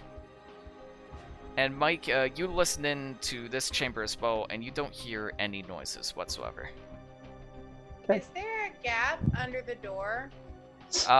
There is a gap through the keyhole, but I'd with like your to try and look through the keyhole. natural 1 perception, That's rough. Yeah. That sucks. I'm going to say you look through the keyhole, and it's very dark inside, and you can't seem to make out anybody in here. Thieves' tools to pick the lock. Go for it, thieves' tools. Oh wow. 11. Ouch. You kind of pick the door, and you don't break the lockpick. However, you do kind of get it somewhat jammed, so you're gonna have to give it another go. All right, I'll try it again. And this time, Team. you find just the right angle, and you hear a ka-chunk, and you slip out the lockpick, and the door is unlocked. Nice. I'm going to then sleight of hand this door to try and quietly open it. Go for it. Ooh, nice. Effortlessly, with one motion, you quietly swing the door open. And you find what appears to be rows and rows of assorted swords and axes and different weapons, as well as a door, even though there isn't a door there for some reason, in this direction. Here, I'll draw a door on there. Question: do we have our weapons on us? You do not. Okay. Do I still have the club from before? You know what? Yes, you do have the club from before. Because that's an exercise where you had to interact with the environment as much as possible, so that then... Okay. I'm not being very consistent with these rules, I apologize, guys. There's gonna be a guy in the Okay. comments section saying, oh, there are major plot holes with this campaign. It's Fun just over Wizard Voice rules, vibing. always. So after I'm done with that one, I'm gonna sneak over to this door. Alright. I'm going to give a listen. Make me a perception check, as Elantra says, there's nothing in there. It's fine. You listen to the door and you think, there's like tons of snoring and rustling of blankets in there. What's going on? More I- sleepy. Partially deaf, leave me alone. I hold up my hands and I quietly back away from the door, and I'll work my way up to the top. Alright. See up here, leading to... Oh my god, please reveal the area. There we go. Alrighty. Walk up here, and you see two doors on this each side, and a set of very grand oak, beautifully carved out doors leading up ahead. I will sneak up to this door, and I'm going to listen in on the left side door. Right, perception check, please. Evan. You kind of poke your ear up against the door, and besides the occasional, like, creaking, presumably from you leaning up against the door, you don't hear any noises coming inside. And the other door. Go for it. 10. You can hear out maybe one or two people snoring inside. But that's about it. Don't seem to notice any more details in the hearing department. Sneak up to this door, and I'm going to listen at it. Perception check. Man, if Guanmilo was here, let's just say his passive perception would have been high enough to listen into some of this stuff. You also hear, it almost sounds like there's kind of like the sounds of wind coming from this room, so it almost seems like the room is bigger, but you don't hear any other noises to speak of. I'm going to check the door for traps. It and locks. is not trapped, but it is locked. Then I will use tools pick it. Whip out your thieves' tools again. This time, your lockpick, Oh. you put in your lockpick, and your lockpick Clink. breaks. That's unfortunate. Is there a way of me getting that Start pick them all out? over again. And I'm gonna make perception checks. Because that was pretty loud. Shit. Shit. Oh. Okay, everybody run to the weapons room. I'm sorry, but alright. You hear to your right, what's going on? And this room begins to light up from the door floorboards underneath, and you hear rustling. I'm going to quickly move down here, double move, Yeah. and then I will like wave everybody to the weapons room. By the way, you guys are on the clock now. All right. Eagle's grab gonna the- say, can he say housekeeping? He can say housekeeping if he Housekeepers. wanted. He's gonna do that. Housekeeping. Make me a deception check. Please. Please. Let it Please. I'm work. giving you my energy. I'm giving you all my energy. Oh no. Oh god. Housekeeping? You sound like nothing like a maid. Attend for yourself. Caleb. You got me. I'm the cook. Deception at disadvantage. This is your last chance. Caleb goes over to the rack and picks up an axe. You pick Ella, up an are axe you- and it dissipates. Ella, are you coming into the room with us? Oh, no, 3. Yeah, at this point, yeah, this guy's going to barge out.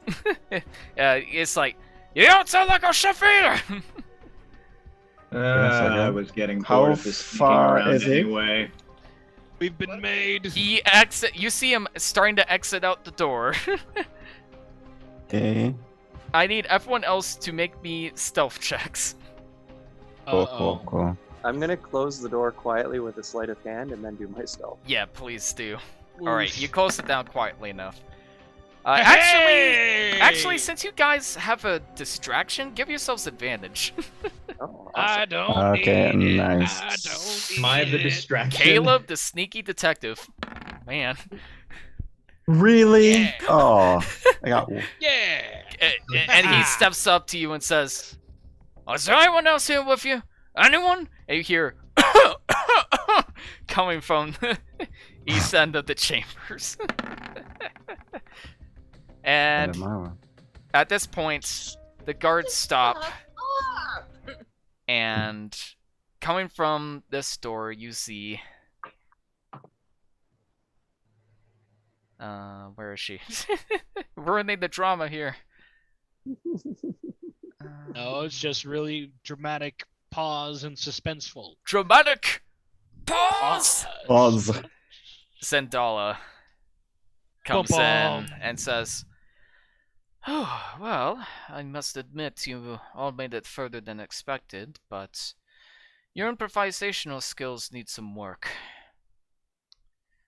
We don't need improvisational skills when we have weapons.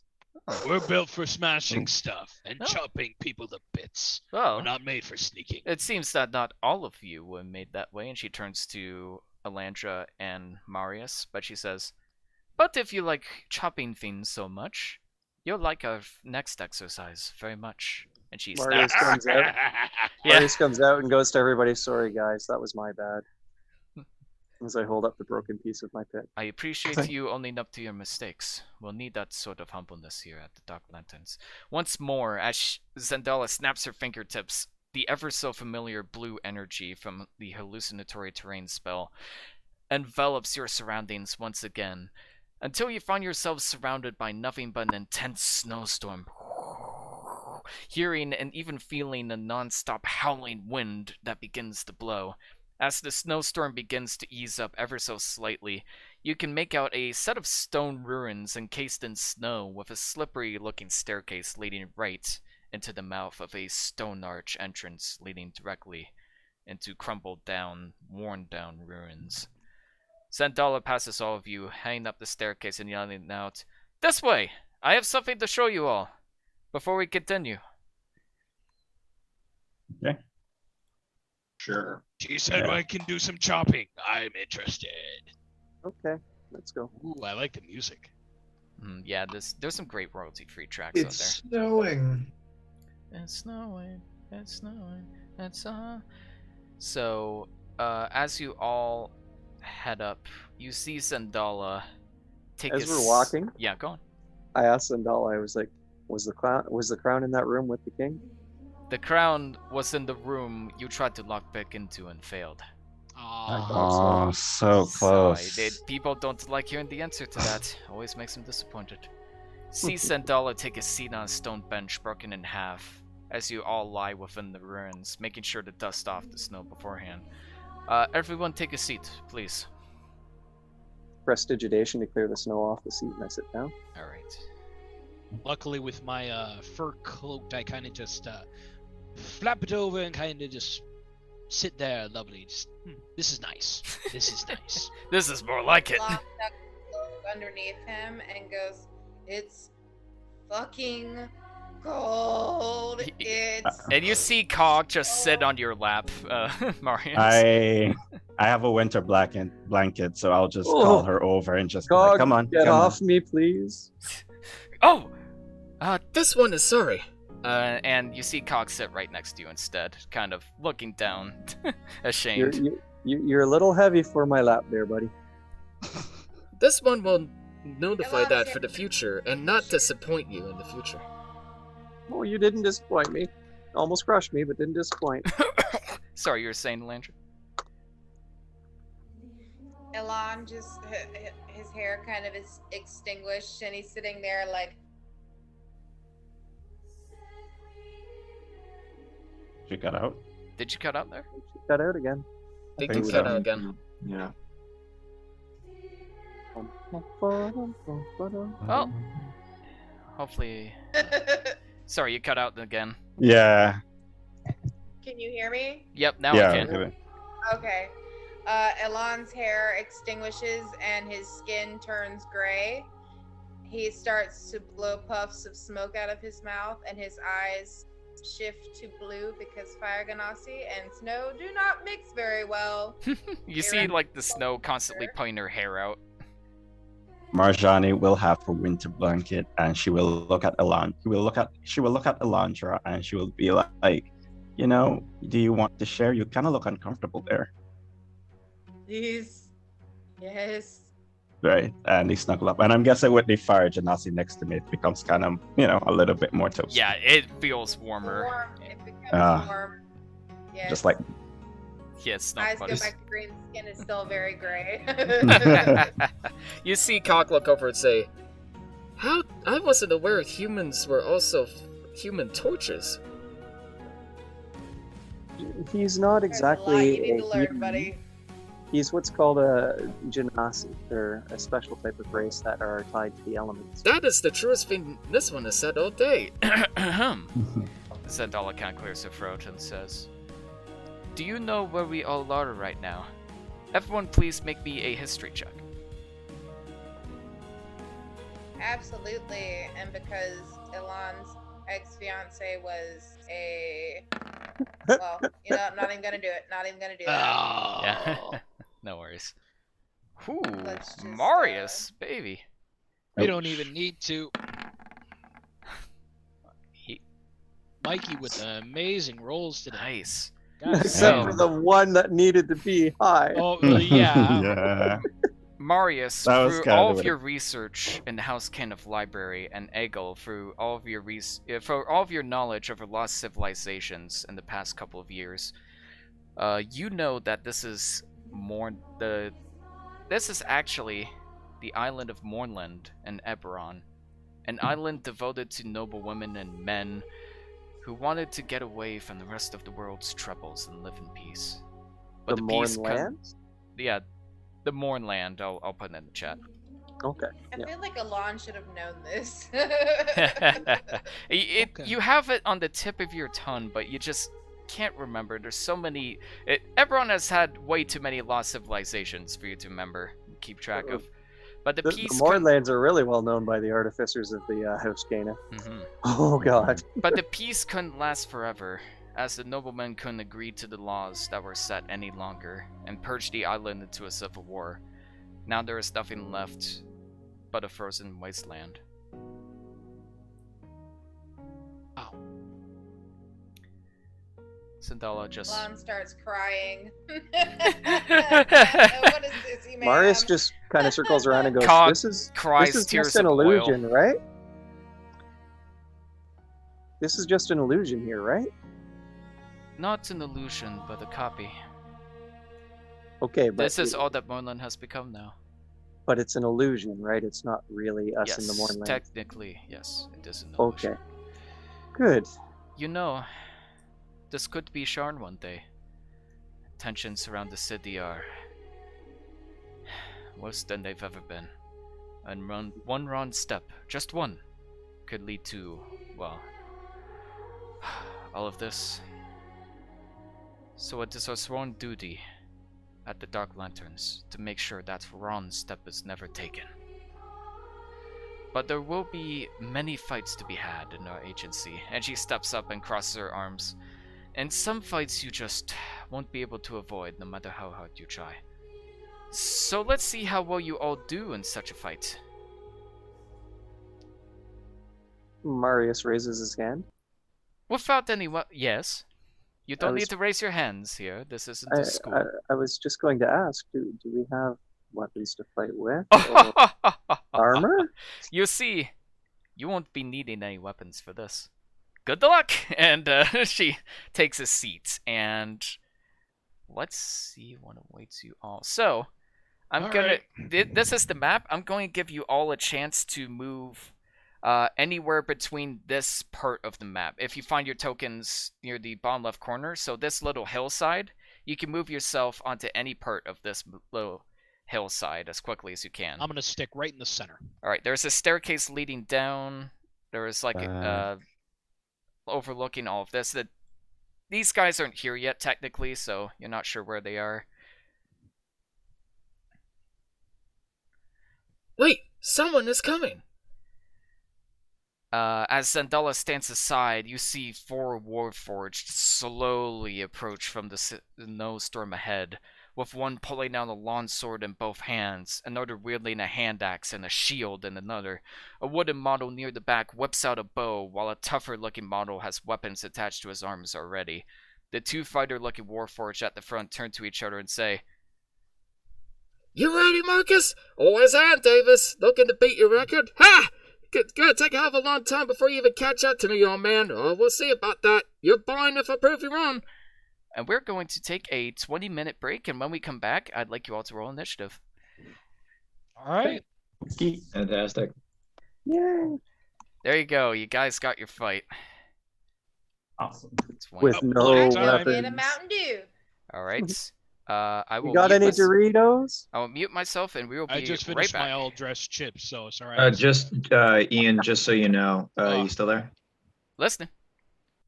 Just so you know, I have to go at around 7:15 my time.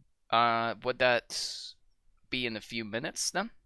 No, no. That'd In be like around that, 10 that o'clock. Okay. yeah, Yeah, that'd be around like 10 the o'clock. fight will probably be wrapped up around that point, so it's no Okay, huge issue. fantastic. All right. All right. All right. See you guys back at 9:15. Sorry, Ooh. 9:15 EST, Eastern Standard Time. So 20 minutes from now. Okay. Oh shit! I realize I still haven't watched the new Bad Batch episode. Fuck. Haven't watched any of that episodes yet. Uh, I've been watching Lucifer. ooh. Are we still live? I don't know. Let me check. Yes, They it don't looks want- like we are still live. Okay.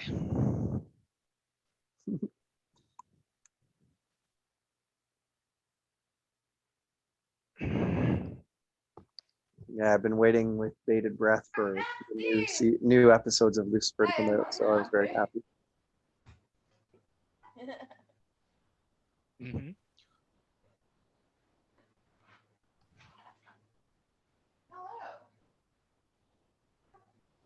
Damn it.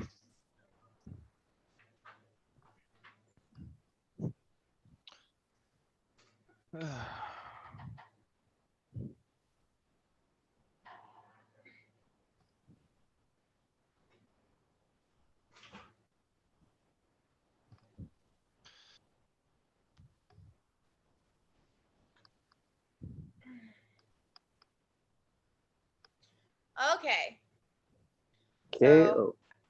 I'll be right back. you're good. Bye.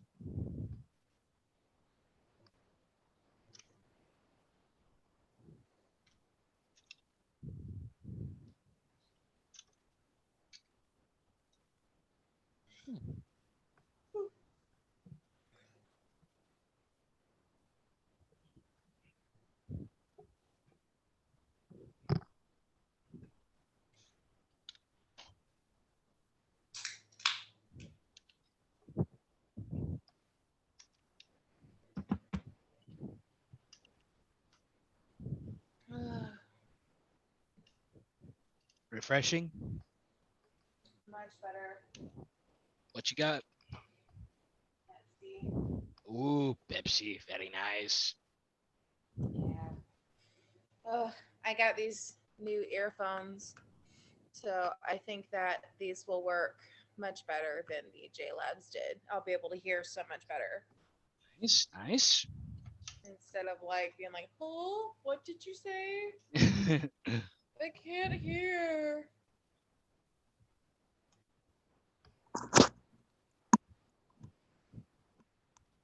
I'm waiting on my This husband. darn to get out headset. of the freaking bathroom so I can use it too, so. Oh, I got a new canopy for the bed. Look. It's so cool. Ooh, very nice. You know, the bed frame's gonna come in, I think, Tuesday. Nice. NOP.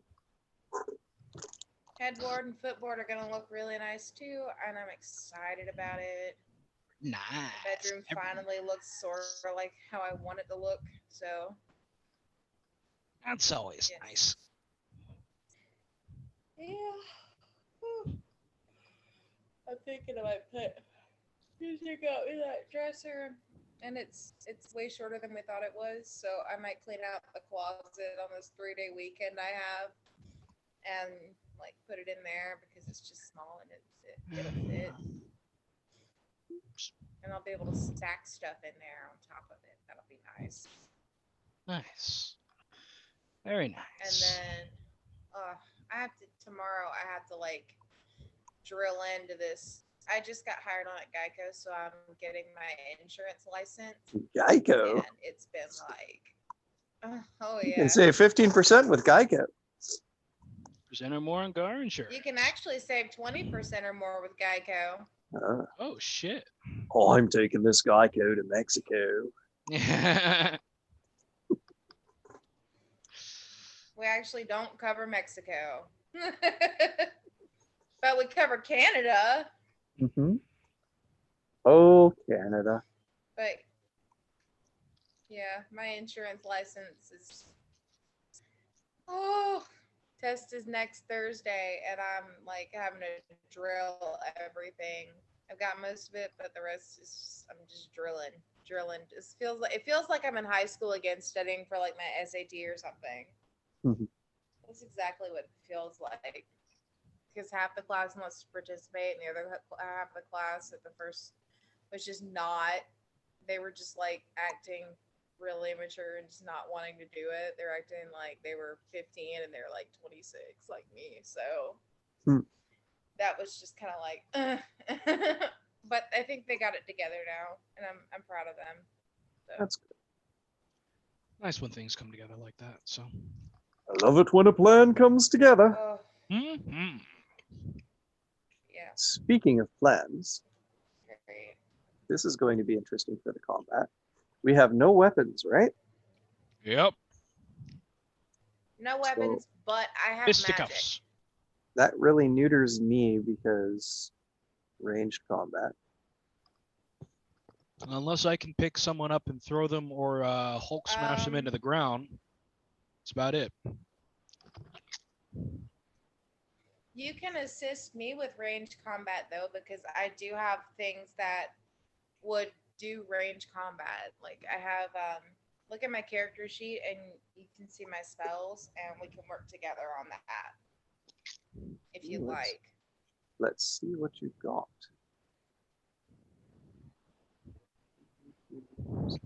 Term person, you don't have anything that I would be able to work with you on. I of course don't have magic missile because everything has been very closed until now. I was thinking I more magic weapon would have been a really good one, or not magic weapon, magic stone, but I don't have that. And it doesn't look like you do either.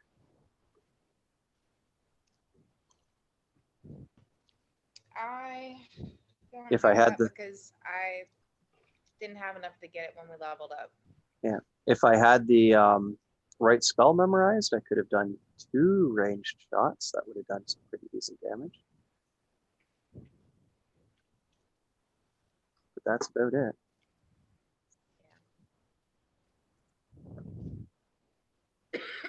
Well, the mage hand will come in handy. That'll come in handy. Burning hands might come in handy, but I don't know if I have to touch somebody with that or not. I don't know yet. Burning hands is arranged. Yeah. Touch someone with burning hands.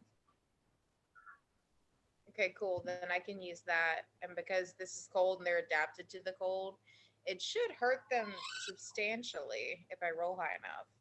Why can't I get into Marius now? Come on, load.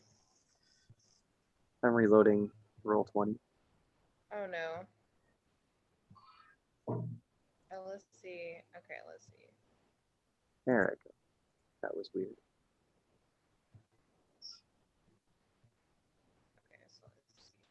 Can I get into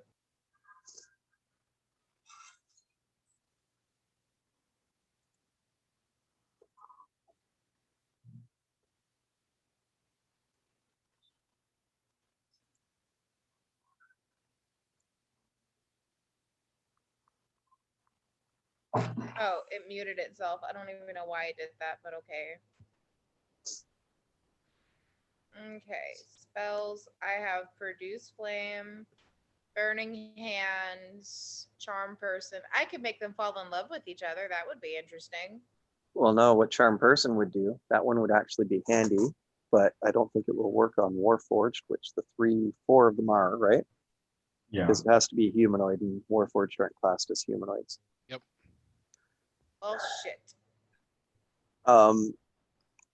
Your attack spells, like your Burning Hands and your Firebolt, was it the other one that you said? Yeah, Firebolt. Yeah, those will be handy. You can use those from range.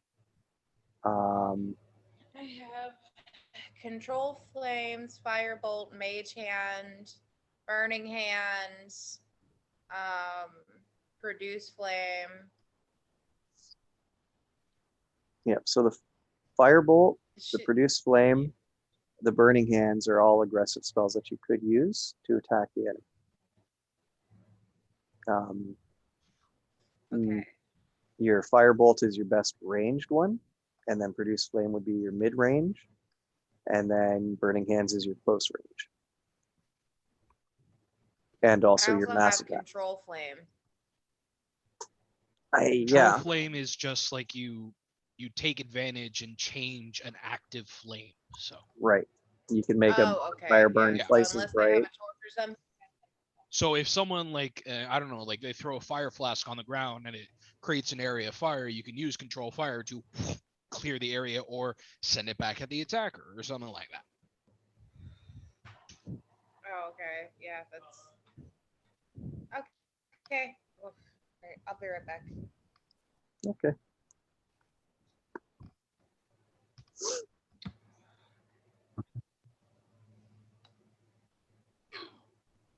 Excuse me. Sega.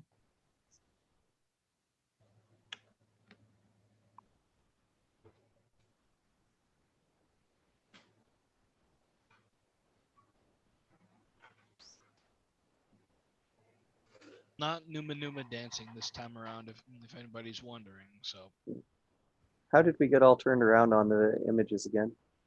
Oh, because you guys turned off cameras, didn't you? yes, Yeah. sorry, I'm snacking and stuff that can't be done on Twitch. So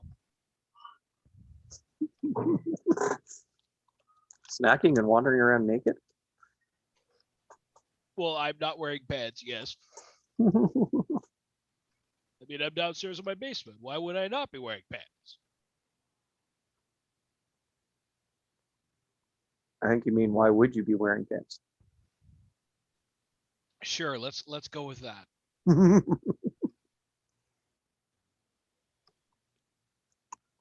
Me no word good, especially when me doing thing not supposed to do. So Mhm.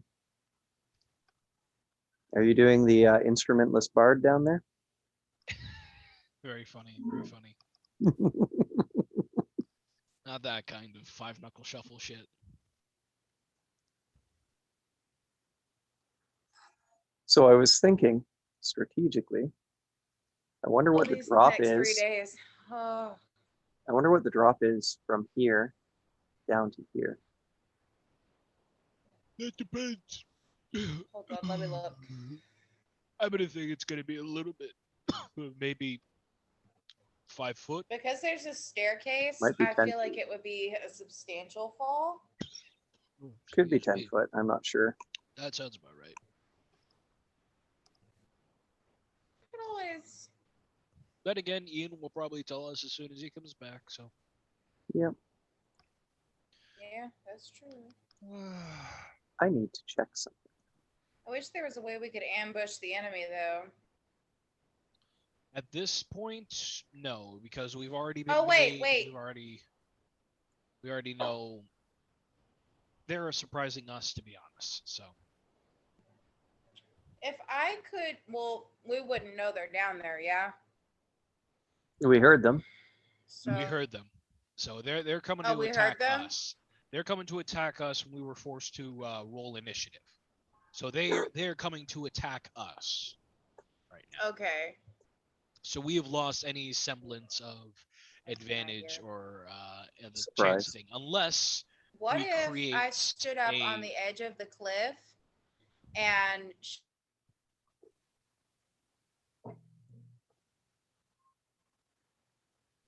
you cut out. All I heard was if I stand on Yeah. the cliff. And And yeah, yes, stood on the cliff and.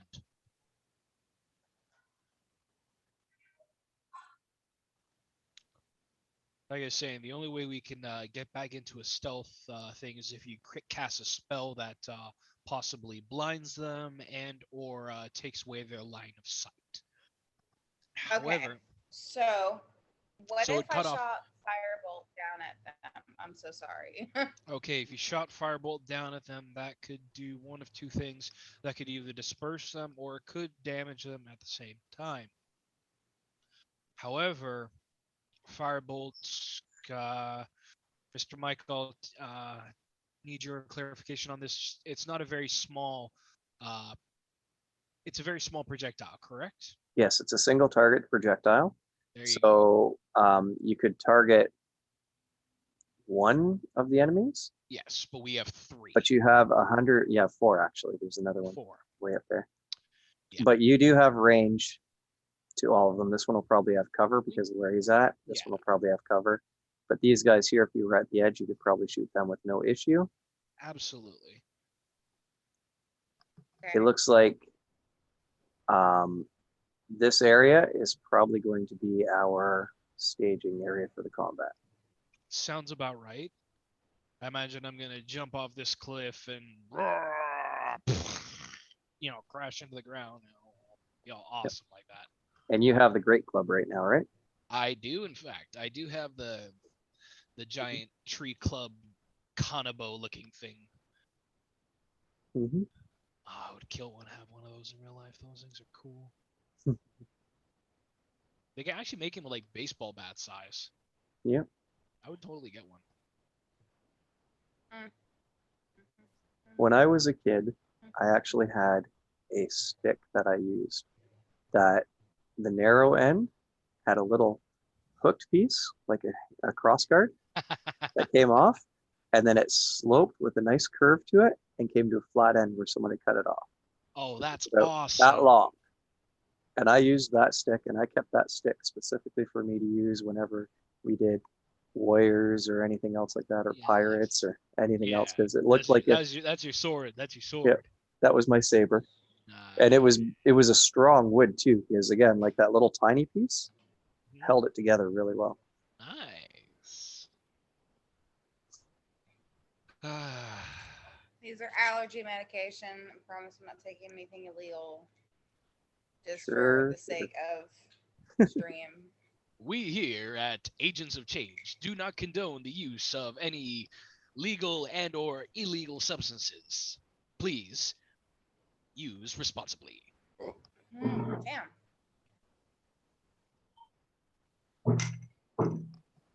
Oh. Ugh. All right.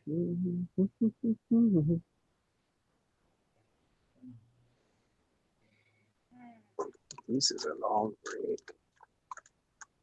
It is a long break.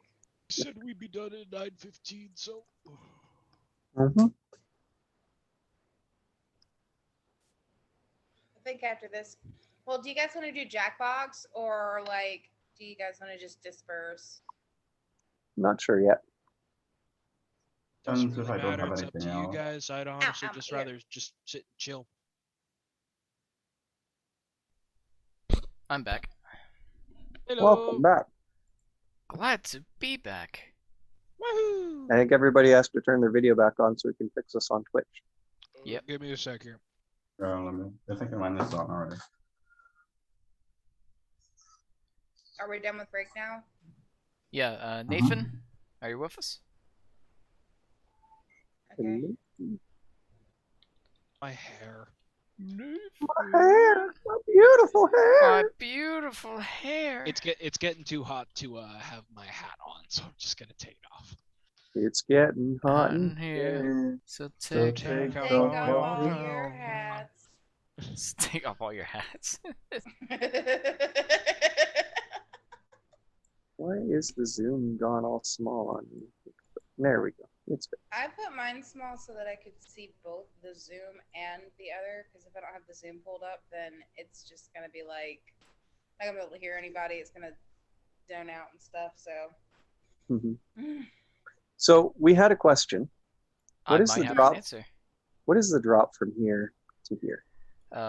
That is 20 feet from here to here, and 20 from feet? here to here is about another 20 feet, and from here to here it's about 40 feet. God damn. Hells, yeah. Sorry, I just gotta fix up your stream images real quick, and then we should be good to go. In the meantime, Alright, let me turn my camera on. I'm putting the cigar out. in the meantime, that is a beautiful drawing there, Nathan. Self-portrait? Self-portrait. Yeah, I didn't see that. Could you hold it up, please? Please. I do. like to draw every now and then during campaigns, Ooh, but very nice. I haven't slept well in days, but so I've just been doing this is the one that I was mainly working on. Whoa. Good for like a horror comic. What is Fucking sick. that? And you did that while you had That's sleeping issues? awesome. Good lord. You're I mean, I badass. do my best. I do my best drawing when I'm sleep deprived. This was It's like last some Tim night. Burton shit, dude. That's cool. Yeah. That is Thank really you. cool. Thank you. Sick. Oh, you guys just showing off. That's the real reason you wanted to play this campaign. Well done. Well done. Everything I do in my life is an attempt to show off something. All right. Yeah. That is beautiful. One more thing to fix up. In the meantime, I would like you guys to click on your tokens and please roll initiative. And by the way, Marius, Cog shares your initiative, so you don't have to roll for him. Alrighty. Make sure to click on your Okay. token first. I did. Nice. Oh, Oh, wow. Marius, the rogue. That's- Marius is taking his Point time. 16, jeez. Yeah, Marius still has to get up from his comfy spot.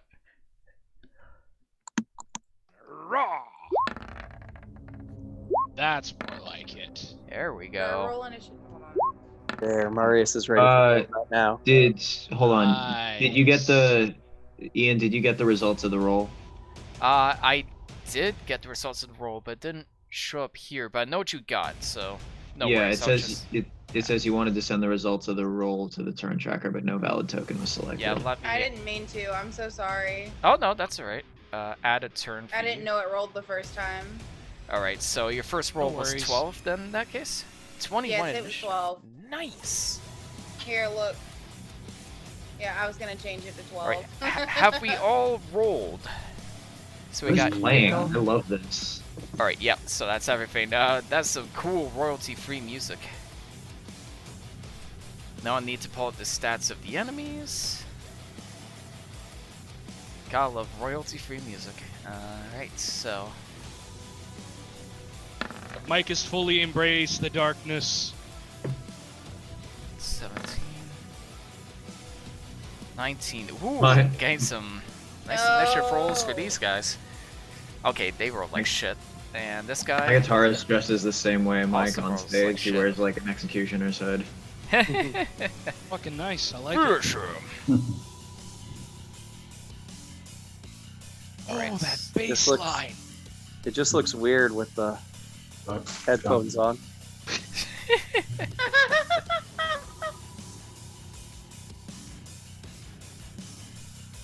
You 19. look Ah, like a they rolled nun. pretty high. The frontliners rolled high. We're almost there. Come on.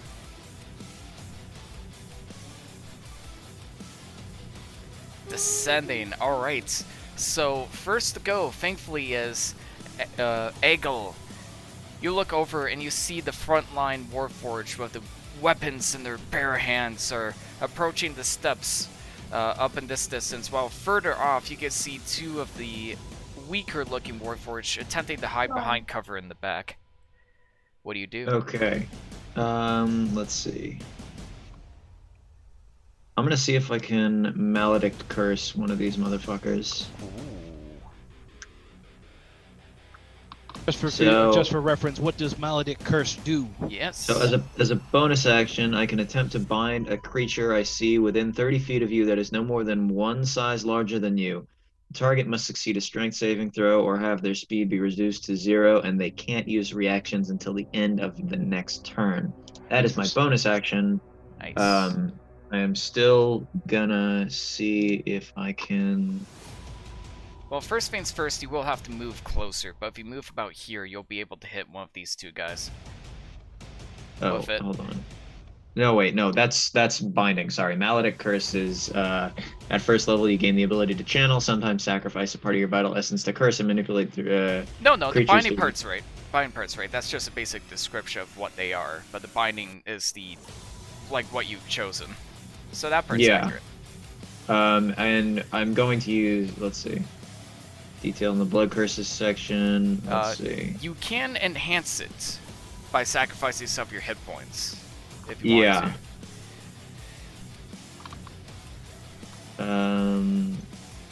Let's see. No, I'm not. I'm not going to sacrifice any hit points, but Alright. within your. Can you even sacrifice points without a weapon? Yes, you can. According to the Blood Hunter rules, you do not need a weapon to sacrifice hit points. There's no description for primal rights. Oh, the primal rights. I almost forgot to mention. Primal rights basically allow you to sacrifice some of your hit points to add your choice of fire, cold, or lightning damage to your weapon. But unless you get a weapon, Yeah, I don't have a weapon yet. All right, so I'm just gonna, for the meantime, I'm just gonna try and bind one of these motherfuckers. All right. Yep. Okay. So which one would you like to hit? Let's see.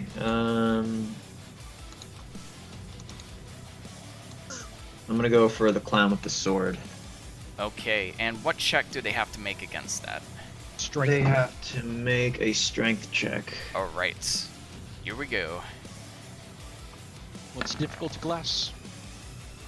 Oh. So it you doesn't kind of matter. see from your hand the blood soaked into your bones begins pouring out in these little binding strains, and they try to surround against this Warforged here, but as soon as it kind of swallows him up, he uses his sword to just slice it in one motion, and he says, That was weird. Alright, back to fighting. unfortunately he resists. Try the other one next turn. Right, you still have an action though, so if you I just- wanted to yeah. hold an action or use a defense action to gain I'm resistance. I'm going to try and smash one of them. Alright. What would you like to smash them with? With my fists. They are about all the way down here, however. 40 So, feet. for reference, 40 this feet. is like a mount. This is about 20 feet up in the air, and they're about 20 feet down. Oh, so it would take, You could. how many Why don't feet? you how pick up a many rock? feet? See if you can pick up a rock. About 20 Oh, yeah, feet high. Yeah, I'm gonna pick up a rock. Investigation check to find a rock. Or survival. Whichever's higher. As you kind of begin digging through the dirt. Sorry, the snow.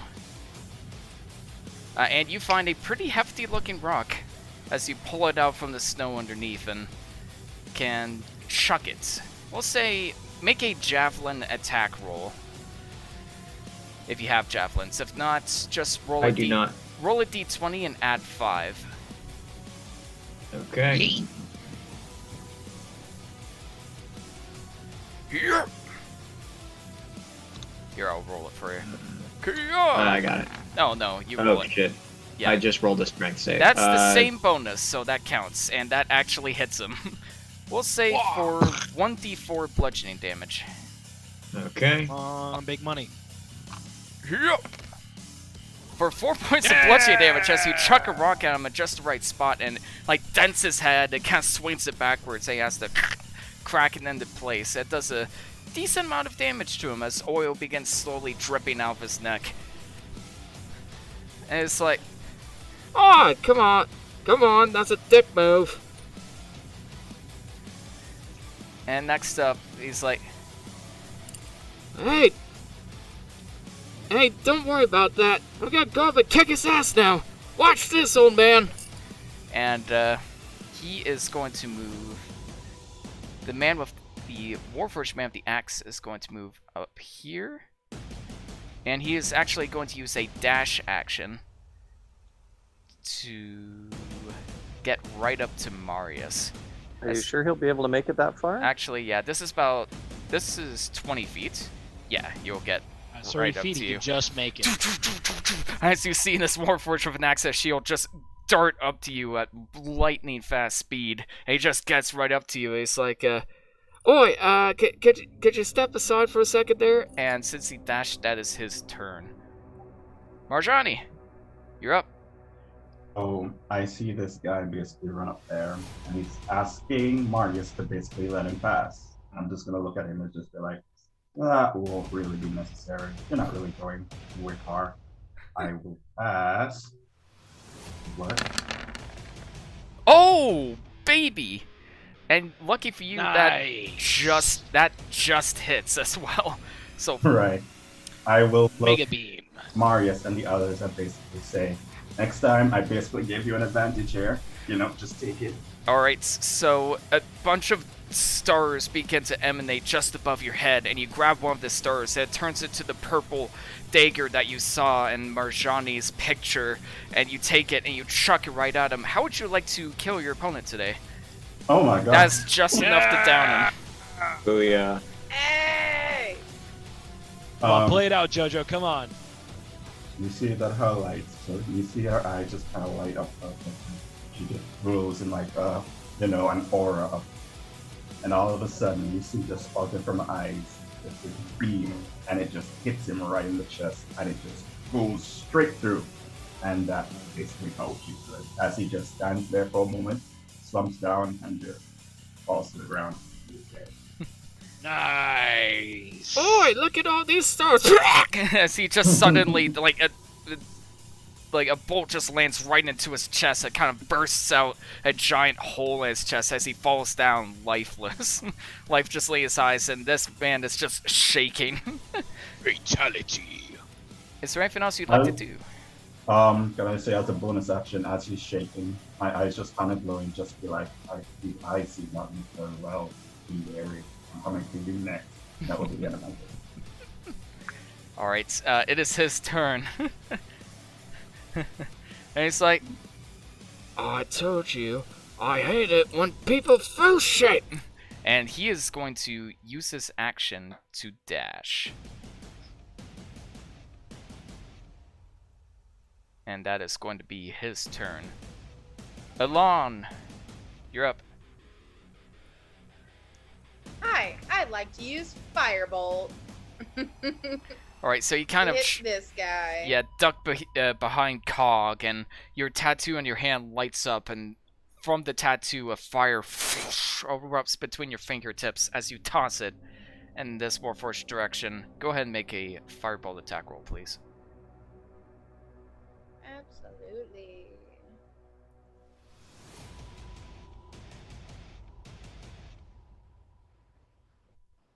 So, Firebolt. Nice. That definitely hits as you launch out the firebolt, and he tries to kind of duck behind it. It grazes the side of his face and leaves like the half end of his metal face melted as you see the gears and oil dripping out from underneath as the firebolt whizzes past the rest of his body and extinguishes itself in the snow below. You definitely done some damage to him. And he's like, "Aye, this isn't fair." And he is now bloodied. And what bloodied means in my campaign is that he is below half hit points. So you can't tell an enemy's hit points, but you can tell when they're below half. And this man is definitely below half, thanks to the rock that was chucked down earlier. Caleb. All right. So, for my bonus action, I'm going to go into range. And I am then going to look on the ground for a rock. I'm going to use my nature roll because that is a higher bonus. Hawa. I'll allow it. 18. You find about this, right next to the rock that Eagle picked up. It's a pretty hefty looking rock as well. If it was a natural 20, it would have been a boulder. Oh, I could have picked up the boulder. I moved. What? If I threw my rock at this guy over here, would anybody be at the risk of hitting it? Would I If have you to move yourself around here, you won't be at the risk of hitting anyone. You could just peek that's around this corner. exactly what I'm going to do. As your And- muscles bulge up, you take the rock from your hands, almost crushing it, and you angrily chuck it. Make a javelin attack roll to see if it hits. That is unfortunately going to miss as he deflects the rock with his sword just before it hits his head, and it tumbles off down the side of the ruins. Curse you! You're I will gonna have to crush do you better than later. that. The other Warforged are going to go. So this Warforged is going to rush up to here and take cover behind this low rock here. He's going to know this Eagle, and he's going to take a shot at him with a hand crossbow attached to his forearm and fire. Yikes. Let me see what his attack bonus is for that. There we go. Excuse me. Does a 13 hit without armor? I'm wearing armor. I mean, Oh yeah, you're still wearing armor. That's right. So what's your AC? my AC is. Let me look at it. Is 16. 16. So that misses. The crossbow bolt fires, so it just clinks off your shoulder plate and tumbles into the ground. As Can I he's- eat the arrow? You can take the arrow off the ground and just bite the other half. As this one goes like, Where the fuck do they find these agents? he just shakes his head, takes cover. Whereas this one is gonna elegantly dash and slide beneath this piece of stone here and take cover behind it, while take a shot at Caleb.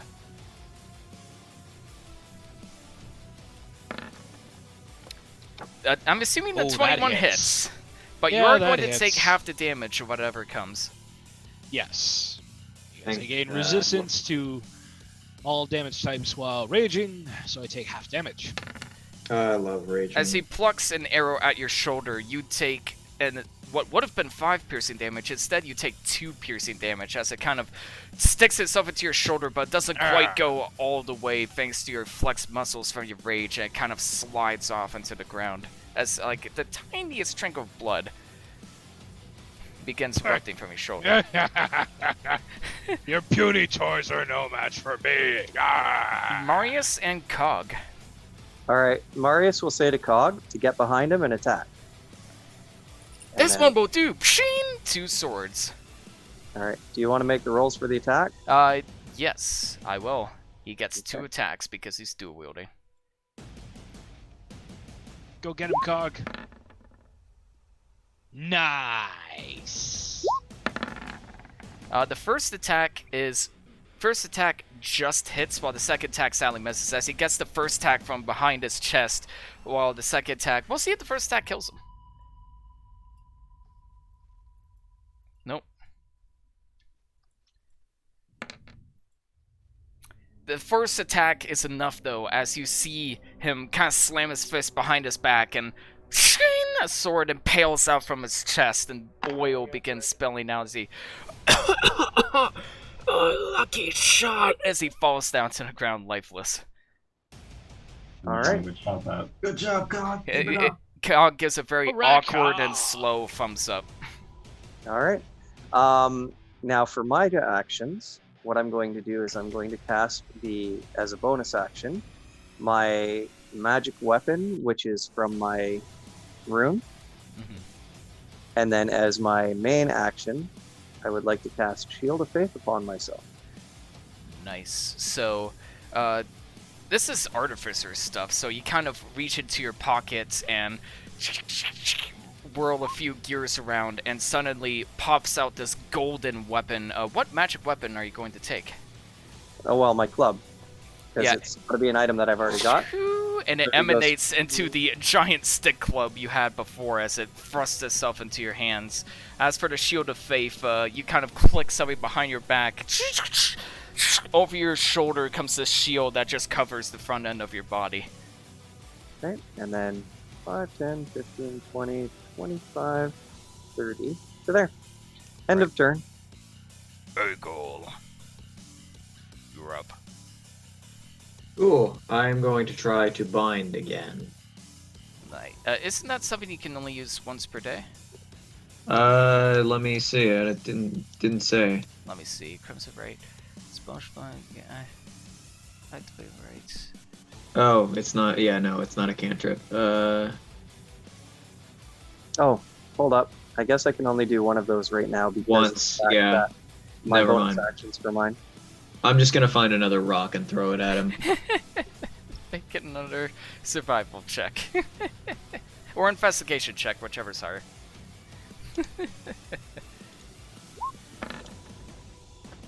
Do I get advantage because I've found Yeah. other rocks? Yeah, make that with advantage. Just make another roll. 22, Hey. yes. This time you Boulder. find a boulder that you can carry with both hands.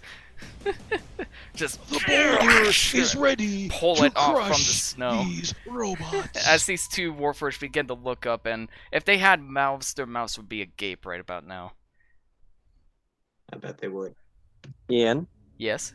I made a mistake. Both of those are bonus actions, so I would have only been able to cast one of them, right? Which one would you like to cast then? Shield of Faith, and as my action, I will double move.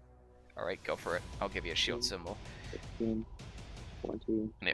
25, 30. Alright. Eggle. Would you like to throw said barrel? Yes. Sorry, boulder, not barrel. Oh yes, I'm going to throw it.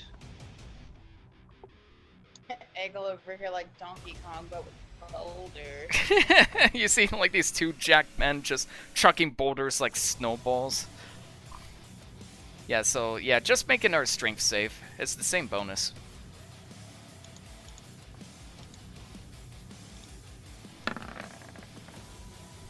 That is unfortunately going to miss as you heave the boulder and it just passes this one's head as it tumbles to the ground behind them.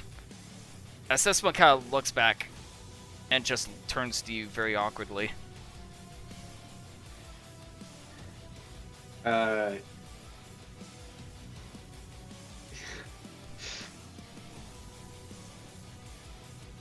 Can I, like, piss in his direction? We'll say you head over here and you start pissing, but because of the trajectory of the snowstorm, it kind of blows the piss into his direction as well. He's like, God, God, come on, every time! It's gonna get my arm arrested.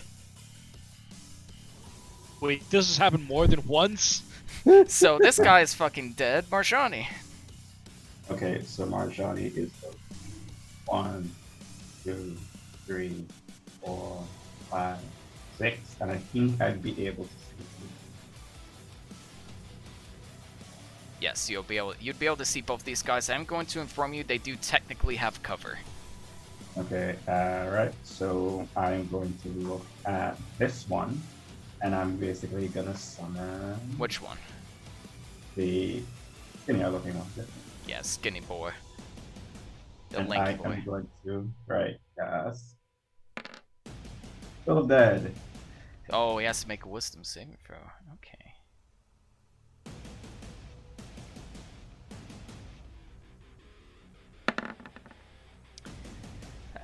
As you kind of reach out into the night skies, your eyes turn purple. You see this bell just hanging over this being's head, made of pure purple, and you kind of flick your wrist, and the bell begins boom, boom, boom, boom, like wobbling him around. And you see his head is all dented as its head is all dented as the bell just vanishes away.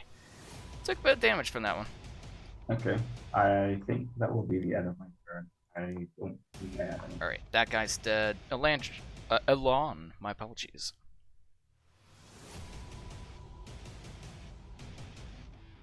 Elon is going to dash, and I think he can make it to about right here, maybe, or less. Maybe here. Hang on. Actually, that would be regular movement, so you could probably get to about here, where Marius is. So we'll get you Okay, right I'm now. gonna move there, and because I don't have any. Yeah. So because I don't have any bonus actions, that's just it for my turn. Awesome. Unfortunately. No worries. Caleb! Ah! Beating your abs like Donkey Kong. Yeah, exactly. So could I hit any of these guys, or are they in cover? So, no. They are down below. Like, they're in cover, which basically cover just means they have more AC, but they are also 40 feet down below. So here's one potential suggestion. You could jump in their direction. Jump? Okay. However, don't fail the athletics roll. But you do have, you have advantage. I also have high athletics and advantage. So if you want to take that chance, it's up to you. Let's do it! Alright, which one would you like to jump on? Skinny. One guy's got a sword, the other guy's got a crossbow, right? Yeah, this one's got a short bow, and this one's got like a dagger and a crossbow attached to him. I'm gonna leap at the guy with a crossbow. He's not gonna. He shot me a little bit before. You think that's damage? Ha! Watch this, You bitch. kind of stand back a little bit, feet on one leg on the ground, and you jump. Make an athletics check. 20!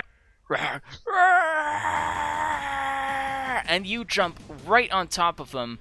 You are going to take falling damage. However, you take half of the falling damage and half of that because you're raging, and he takes all of the fall damage. So that's 4d6.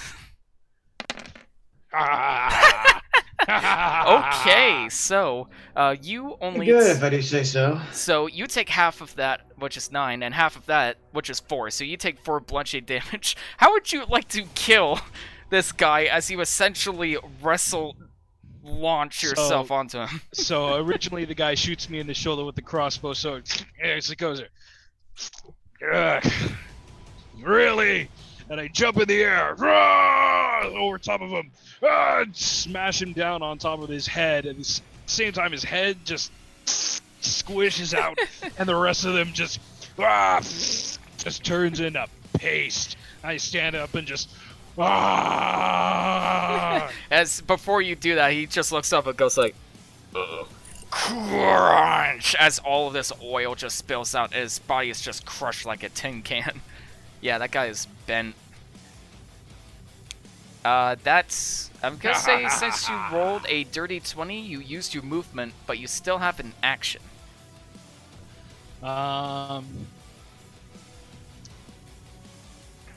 Could I pick up another rock and throw it at that motherfucker? Make another nature check. Because I don't have any other weapons and I can't get close to him, so I'm just gonna pick something up and throw it at him. Nice. Make a nature check. And because I already found a rock, would I have advantage? Yes. Okay, thank you. Just making sure. Busky? You 16. find another similarly shaped rock. All right. This guy does still have cover, though, because the angle he's in, so he's going to have a bit more AC. And I still have advantage due to rage. So you don't have this bitch advantage deadly. with attacks. I don't? You do not. Oh, my bad. Okay. No so worries. still, this bitch deadly. Yeet! But you do get additional damage. That actually hits even with his cover. Yeah! And he gets 6 plus 2 damage. He is not looking good. He is bloodied. As he is just Oiled. barely standing as you chuck a rock and it just passes through him, through his entire body. Just And in fact, it is its turn, and he's going to attempt to break away and take cover behind this rock. And yeah, he's not really sure who to hit. He is... Let's roll. He is actually going to take a shot at Eggle. You can try. That is a 14, so that actually misses. He launches it right towards your armor, and it just clinks off your belt buckle and tosses itself into the snow while it very shakenly reaches for another arrow. Marius and Cog, you're up. There is one more forge left. Cog, do you have any ranged attacks? Looks up to his sword. Unless the sword can fly. This one does not. Okay, so he will move.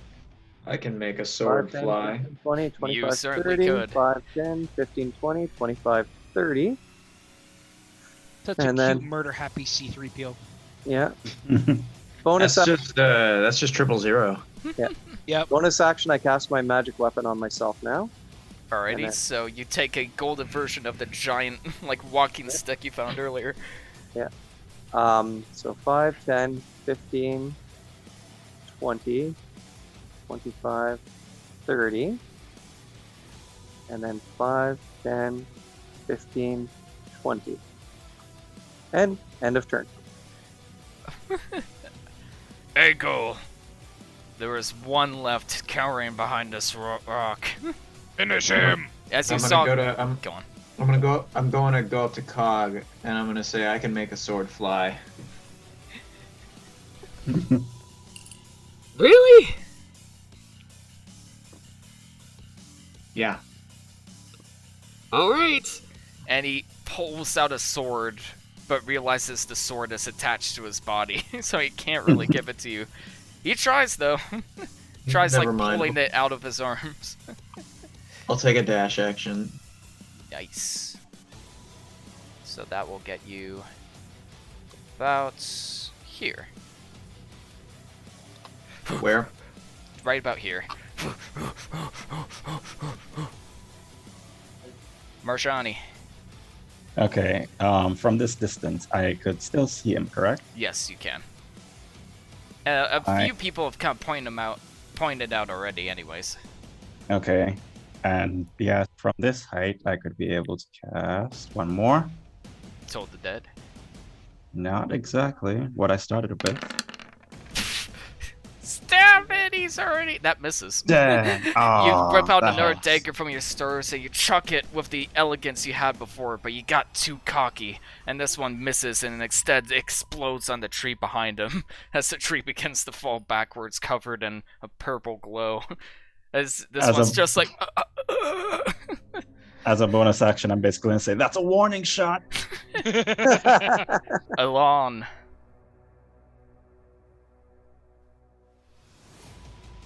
I'm going to use. Let me see what kind of range my burning hands has. Our burning hands only 15 feet. It's a 15-foot cone from yourself. Like Yeah. you shotgun a flame from your hand. Your basically. firebolt does oh, wait, have. Firebolt's a cantrip. Yeah, And it's Firebolt has 120 feet. 120 feet range. Yeah. Yeah, let's do Firebolt.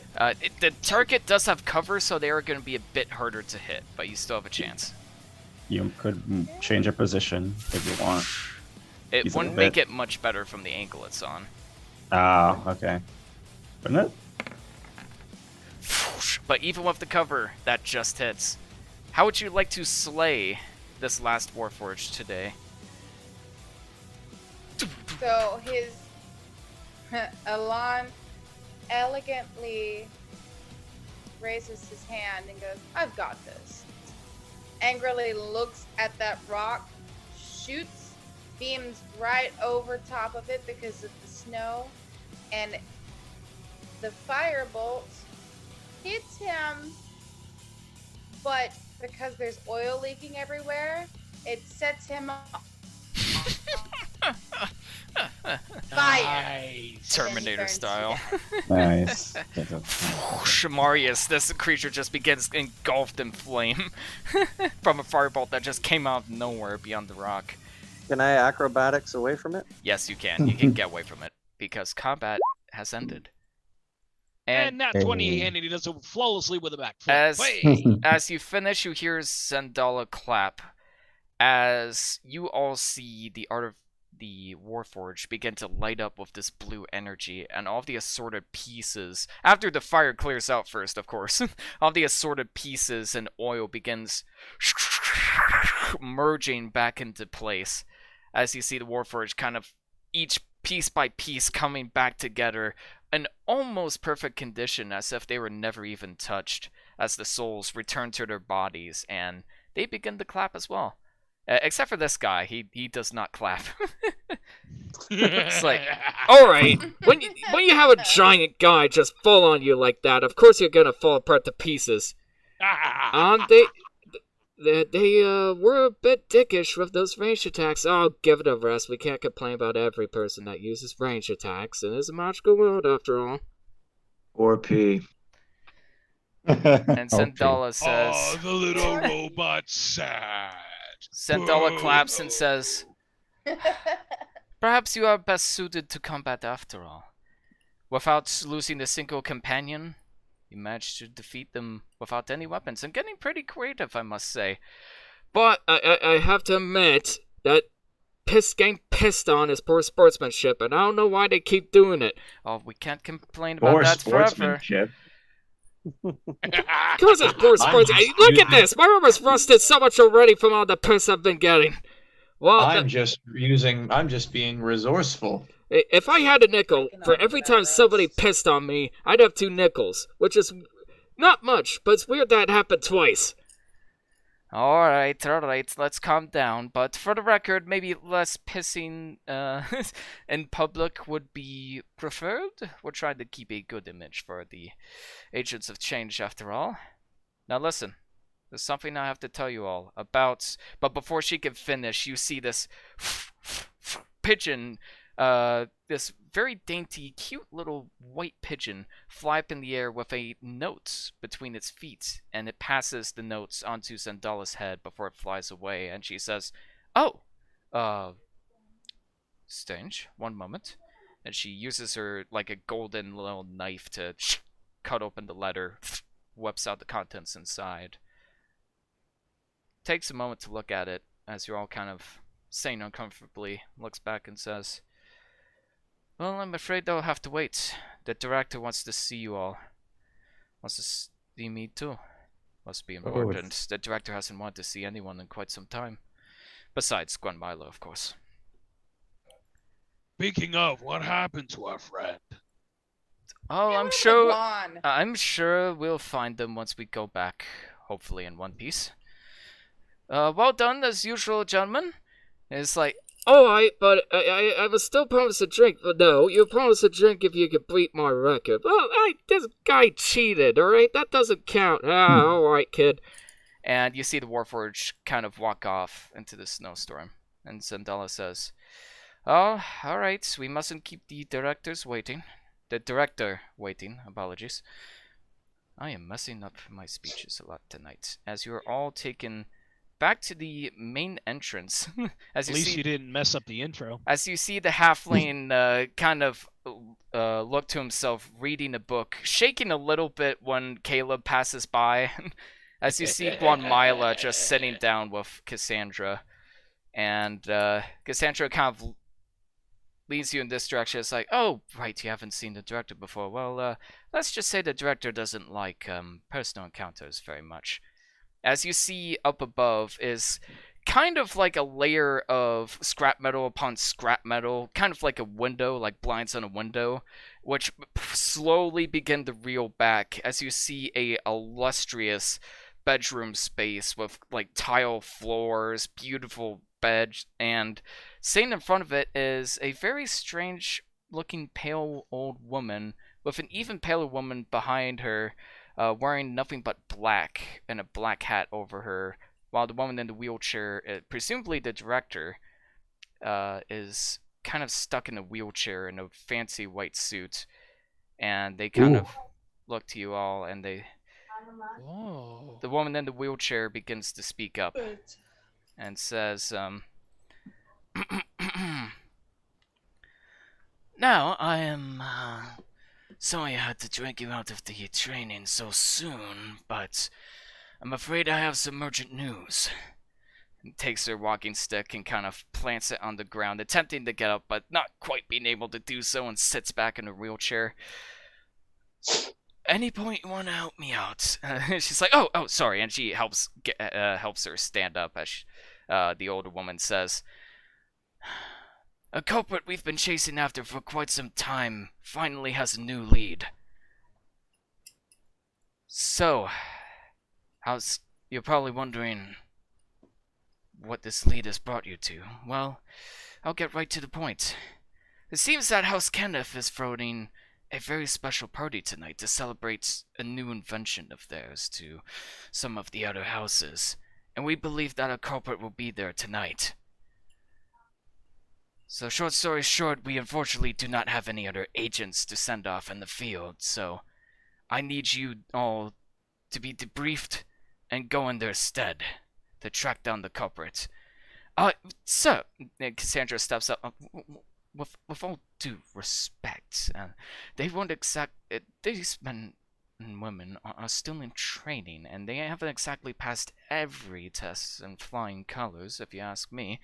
Well, then this is the chance for them to redeem themselves. See how they work in the field. After all, the field is the only place of true practice. You said that at one point, didn't you, Cassandra? Yes, I suppose I did. When I was younger and more stupid and more adaptable. The twins will debrief you down below. I suggest you better get started immediately. Wait, they won't even be finishing their train, sir. There's no time. The party starts tonight, and I need my agents debriefed. If you say so, Director. Now, any questions you have? The twins will answer for you. Take one Milo with you. He's a bit of a strange one, but there's a lot of potential in him, so I suggest you take good care of him.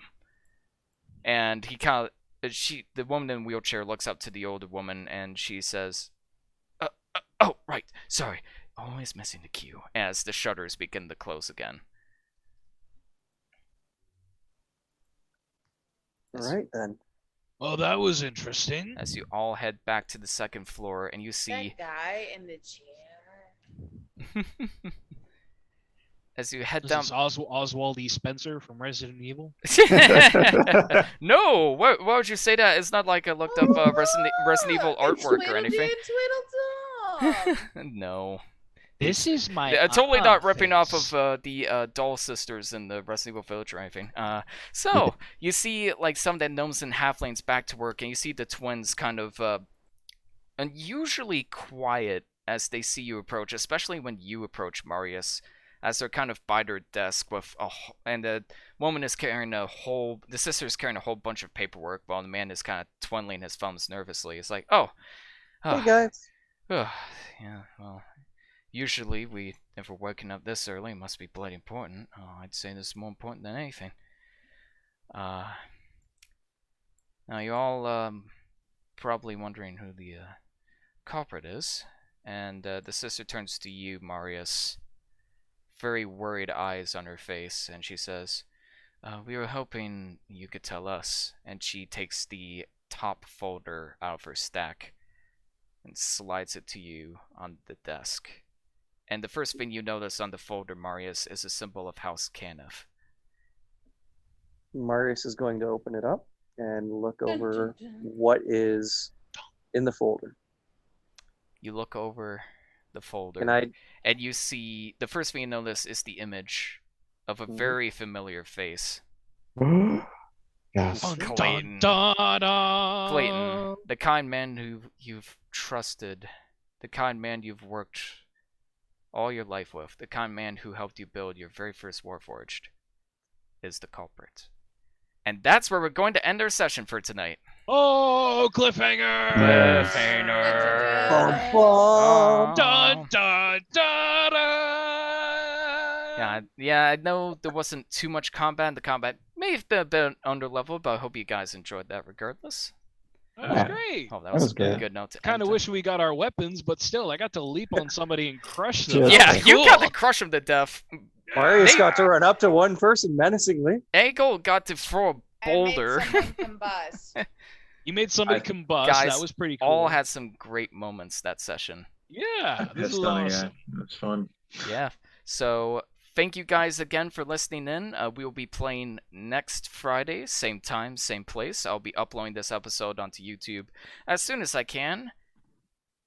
And Matt, I already forgot your outro. You That's forgot my okay, intro, so- I forgot your outro. That's okay, my friend. I'll take it from here. So, until next time, everybody, remember, stay safe, stay healthy, and stay nerdy, my friends. But until then, we will see you next Next time. Next Bye-bye. Hey, all on sync. Have a great night.